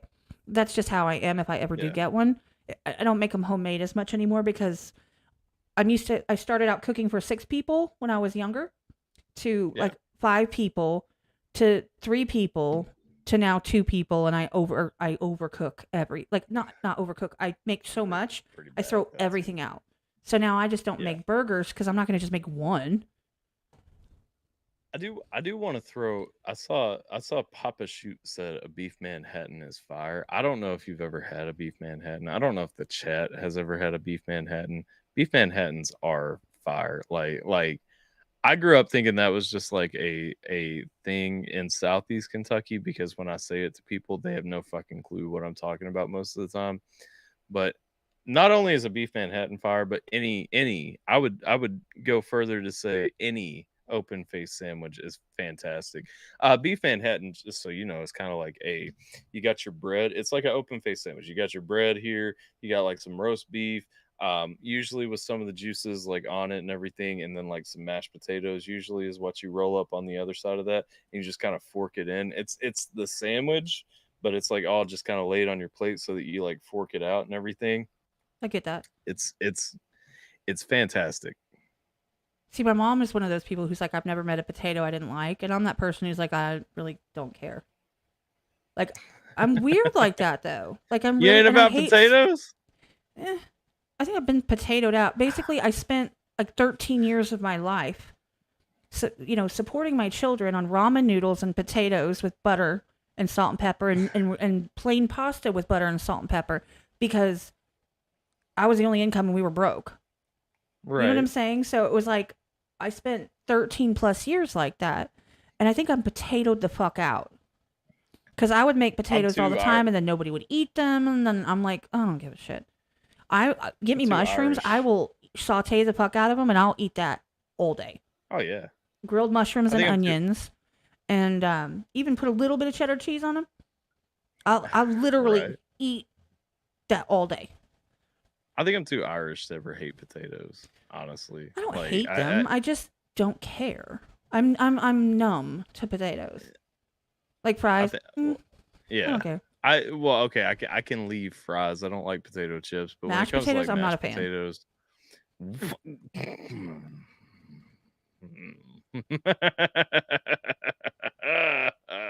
I just don't. I don't care. I don't care enough about it. I just I don't love care. mashed potatoes. I do. Out of all of the potatoes, mashed potatoes are my favorite. My daughter, But I her mean, absolute you favorite know, is mashed potatoes and gravy. Like she obsessively. Me, I'm like, yeah, I don't. I I'll love eat mashed the. potatoes and fried potatoes. I'll eat the meat, Fried po- and that's it. I don't really fried care. potato. I'm probably more a fan of fried potatoes than I am mashed potatoes, but like mashed potatoes are a really close second if that's true. Well, I make a And that's scramble a if. lot of times, like breakfast scramble, and then I'll put it in the Hmm. fridge, and then I'll just eat that, like for a couple Right. days. I make it for myself, and I'll flash fry the potatoes, and then I'll do the mushrooms and the onions, and then I'll do the egg and the sausage, and all the things. And I even started adding Right. green and red peppers, which I hate in general. I just don't like them. But they're But good for you. well, yeah, I don't really care about that. But they make it look prettier, which I like that. So I was trying to expand a little bit. So I do stuff like that, and then I'll put it Right. all in like a Pyrex dish in the fridge, and then I'll just take parts of it when I'm in the morning, like when it's 7 o'clock in the morning and Right. I'm working, right? And it's easier just Right. stick it in the microwave. And there's potatoes in there, but sometimes I just leave the potatoes out because I just don't want to fuck with them. Right. Because I just, like I said, I could take them or leave them. I really don't care. I would just eat Definitely. it with everything else. And now, see, it's dinner time, and I'm stupid hungry now because we're talking about food. And I haven't eaten anything because I forgot to eat lunch. I have that effect on people. Nappy gets mad at me every time we talk because my conversations always go back to food, and he just stays notoriously mad at me. He's like, every time I talk to you, I just end up hungry, man. I think that's funny. I think that's really funny. I He doesn't like them to either. cook. I do. I I love li- to cook, but nobody appreciates it anymore, so I don't care anymore. Well, I don't even give a shit. Like I will cook for myself. I there's something wrong because I genuinely just enjoy the process of cooking. Like I will cook food for you even if I don't plan to eat any of it. Like I enjoy cooking. Like I enjoy playing with like seasonings and like flavors and stuff like that and like the process of making food. Um Well, my adult team keeps asking me for how do you make? What's the recipe? I'm like, there is none. You just do this. How much milk do you put if you're doing, let's say, French toast? I said, depends on how many eggs you have. So if you get how many eggs you have and you take the milk and you pour just a tiny bit in there, so it kind of looks a certain way, and that's how you know it's enough. Because it doesn't, That's it's not enough to cover underneath the eggs. It kind of goes out and expands almost like it could go underneath one of the yolks, but it doesn't. So it's just kind of yeah. in the middle, but not too much. And she's like, what did you just say to me? And I'm like, wing it, honey. Sierra does that to me too, and How much she's like, cinnamon? how much of this? Yeah, she'll be like, how much of this do you put in? I'm like, I have no idea. I'm like, I do it until it looks like this, roughly. Like if I'm making mashed potatoes, I usually season like the top of it in a layer of the seasoning that I'm using. Wait, Hi, wait. They can't see you. hi. Somebody's hungry. See? Okay. I'll be out in a few. I said in a few. In a few. Bye. Yes, go. It's like, Mom. I'm delaying her dinner actively. Oh, also her Roblox. She's like, Oh, that's the real one. It's not even that's about what food. It's that's about what Roblox. It's like, I'm thinking dinner because she needs to eat. Because what she'll do is she'll wait till like 10 o'clock tonight and be like, I didn't eat dinner. I said, well, it sounds like your problem. Like this morning, she slept yeah, until almost 11. I actually was checking her breathing because I was kind of concerned because she's usually up at 7. And I was checking her yeah. and I scared her because she's like, and she gets up at like 11:30 and is like up and around. And she looks at me and she says, I said, well, why don't you get something to eat? Like have your lunch. And she's like, I didn't eat breakfast. I said, well, you slept through breakfast. And she says, I don't get to have my breakfast. I said, are you going to take a time machine and go back in time? I said, breakfast is a time of day for me. That's how I identify it. Breakfast, lunch, and dinner. It's lunchtime. Eat breakfast for lunch. I don't care. But you can't go back in time and Right. eat 2 meals now. You skipped it. Right. It's gone. You're not going Yeah. to eat 2 full meals at lunch. So, well, I didn't eat breakfast. Get the fuck out of here. So that's kind of the thing. She'll go too long and then she'll be like, oh, I didn't have dinner, thinking she gets to stay up later. I'm like, well, I guess you better have a bigger breakfast tomorrow. And she's like, Mom. And I'm like, well, don't do that again. Bring that energy in the morning. And maybe next time you'll wake No. up. No, My but kid's bad about that. Like we set the definite rule. We were like, we're not gonna make like multiple meals. Like it's not gonna be like me and my wife are eating one thing and the kids eating something else. We were like, we're never gonna do that. We're not gonna be those parents. And M hit a point when she turned about 3.5. Like she still tries sometimes, but she hit a point where she was like, okay, I'm gonna pick through my food right here. And like, say we're having burgers, she's like, I'm gonna eat the cheese off of it, or if there's an egg on it, I'm gonna eat the egg and the buns. But if I don't want hamburger, I'm just gonna leave that over there and I'm gonna say I'm full. But then like 2 hours later, she'll be like, I'm hungry again. And it's like, because she gets used to Sierra wants a late snack. And she's like, I'm hungry again. Will you take me to McDonald's? And it's like, no, we will not. I made you cheeseburgers earlier. You chose not to eat them. Now you can have goldfish and go to bed. She has a ton of half burgers, half servings in the fridge. Yeah. So when she's like, "Oh, I'm hungry," well, you know what? There you go. Yep. There you have Well, all the choices in the world. I let her choose what she wants to eat, but she doesn't get to go have new when she has something waiting. Yeah. You know, Well, she hates lettuce, so she'll pick lettuce off of anything, like throw an absolute epic tantrum. But she's starting to expand to like, I don't blame her. well, I love lettuce, but she wouldn't try pears. I said, what about a pear? You want to try pears, like in from the can? And she's like, Yeah. pears. I'm like, have you ever tried it? I said, here, just take one little bite. I'm not going to ask you to do it again, okay? She eats it. She's like, oh, that's really good. She's like, what is this, like a type of apple? No, it's pear. I like pears. I'm like, oh, okay. Well, there you go. Because she adamantly would not eat any type of fruit at all. Well, and if I kind of trick her, I can make her eat stuff. But I definitely want to get her to food before she jumps on Roblox, because she will be on Roblox till bedtime. Pears are definitely better than most fruits, though. I mean, I love pears. I don't eat as many of them as I would like to, but they are fantastic.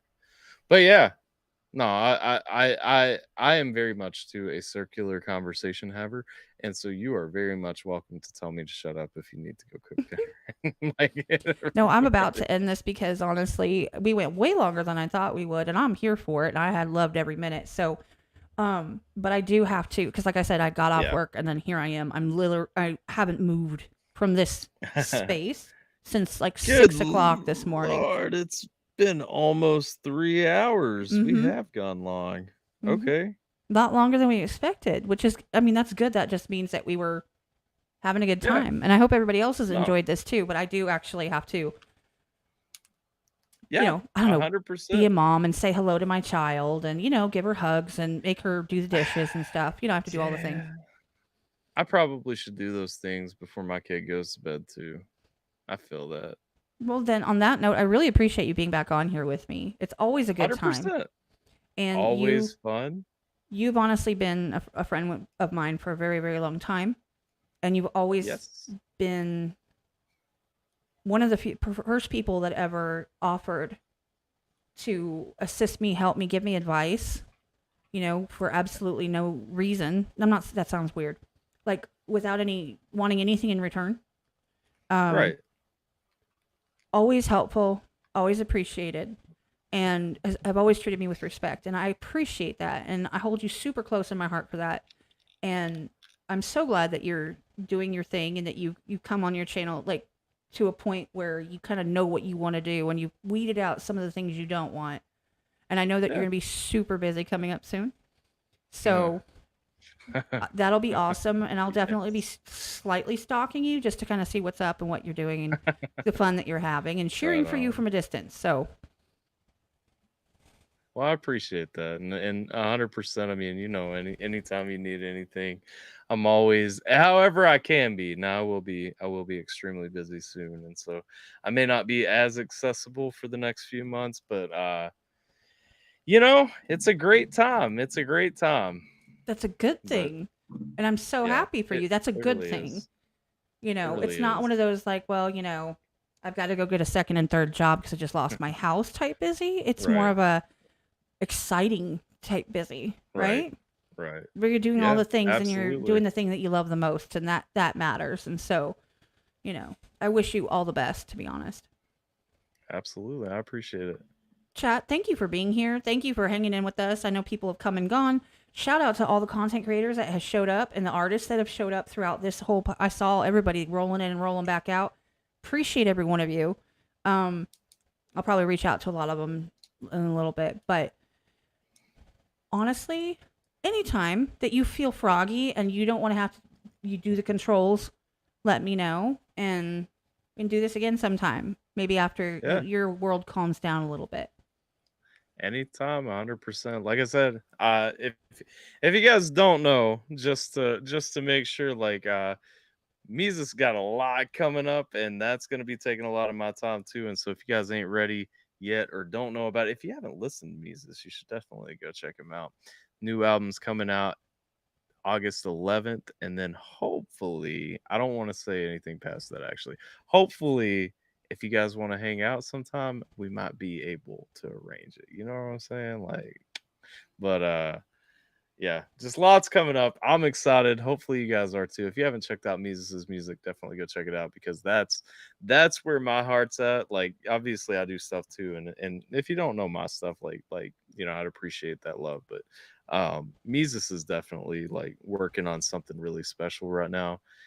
I want to tell you guys so much stuff. You Like, can't. You oh, know you no, I can't, so it's can't. okay. I But can't. And the hardest part of that is I know what his next two music videos are gonna be, and they're both so exciting to me, and I just want you guys to know about them. well, we'll be paying Like, attention because you can't say anything. What's up? What's up, Ray? yeah, How you doing, man? yeah. That's the thing, though, is that if you guys didn't know, anybody that is listening still at this point, if you guys didn't know, I actually do have an interview with Mises on my channel.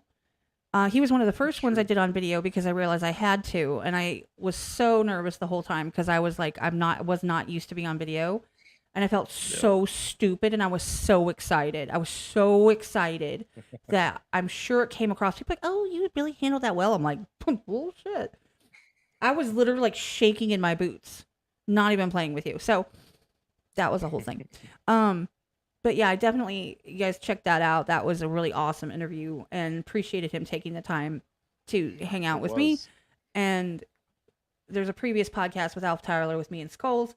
Check out his content. Check out Mises's music. There's a lot coming down the pike with that. And I know most people here have heard something from him at some point. By the way, I went looking for, what the hell?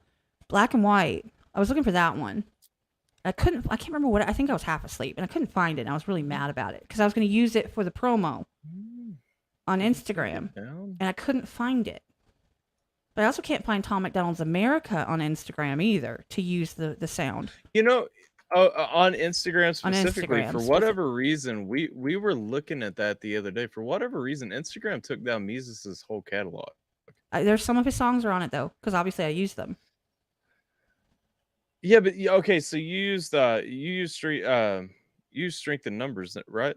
And so the project him and Burden put out together is still up there, but like all of his solo projects got taken down. And I don't swear know why. that I used a different one also. I'll have to look. I forgot. I was looking for that specifically because that's one of my favorites that he's ever done. Honestly, it's the first one I ever heard from him, and I just lost my mind when I heard it. So that's why I wanted to use it because it was personal to me. It's a really good song. I really liked it. And I saw the video and I was like, this is badass. I love this. But anyway, check out his music. Check out AlphaTyler. You know, follow them on the socials. Watch them doing all the things. You know, post when you get your chickens. I want to see them, but I don't ever want to be near a chicken again in person. You know they have competitions where they like fluff their feathers and they look like Elvis and it's really weird. And some of them are like... I grew up with chickens. Have a fro. I grew up with chickens.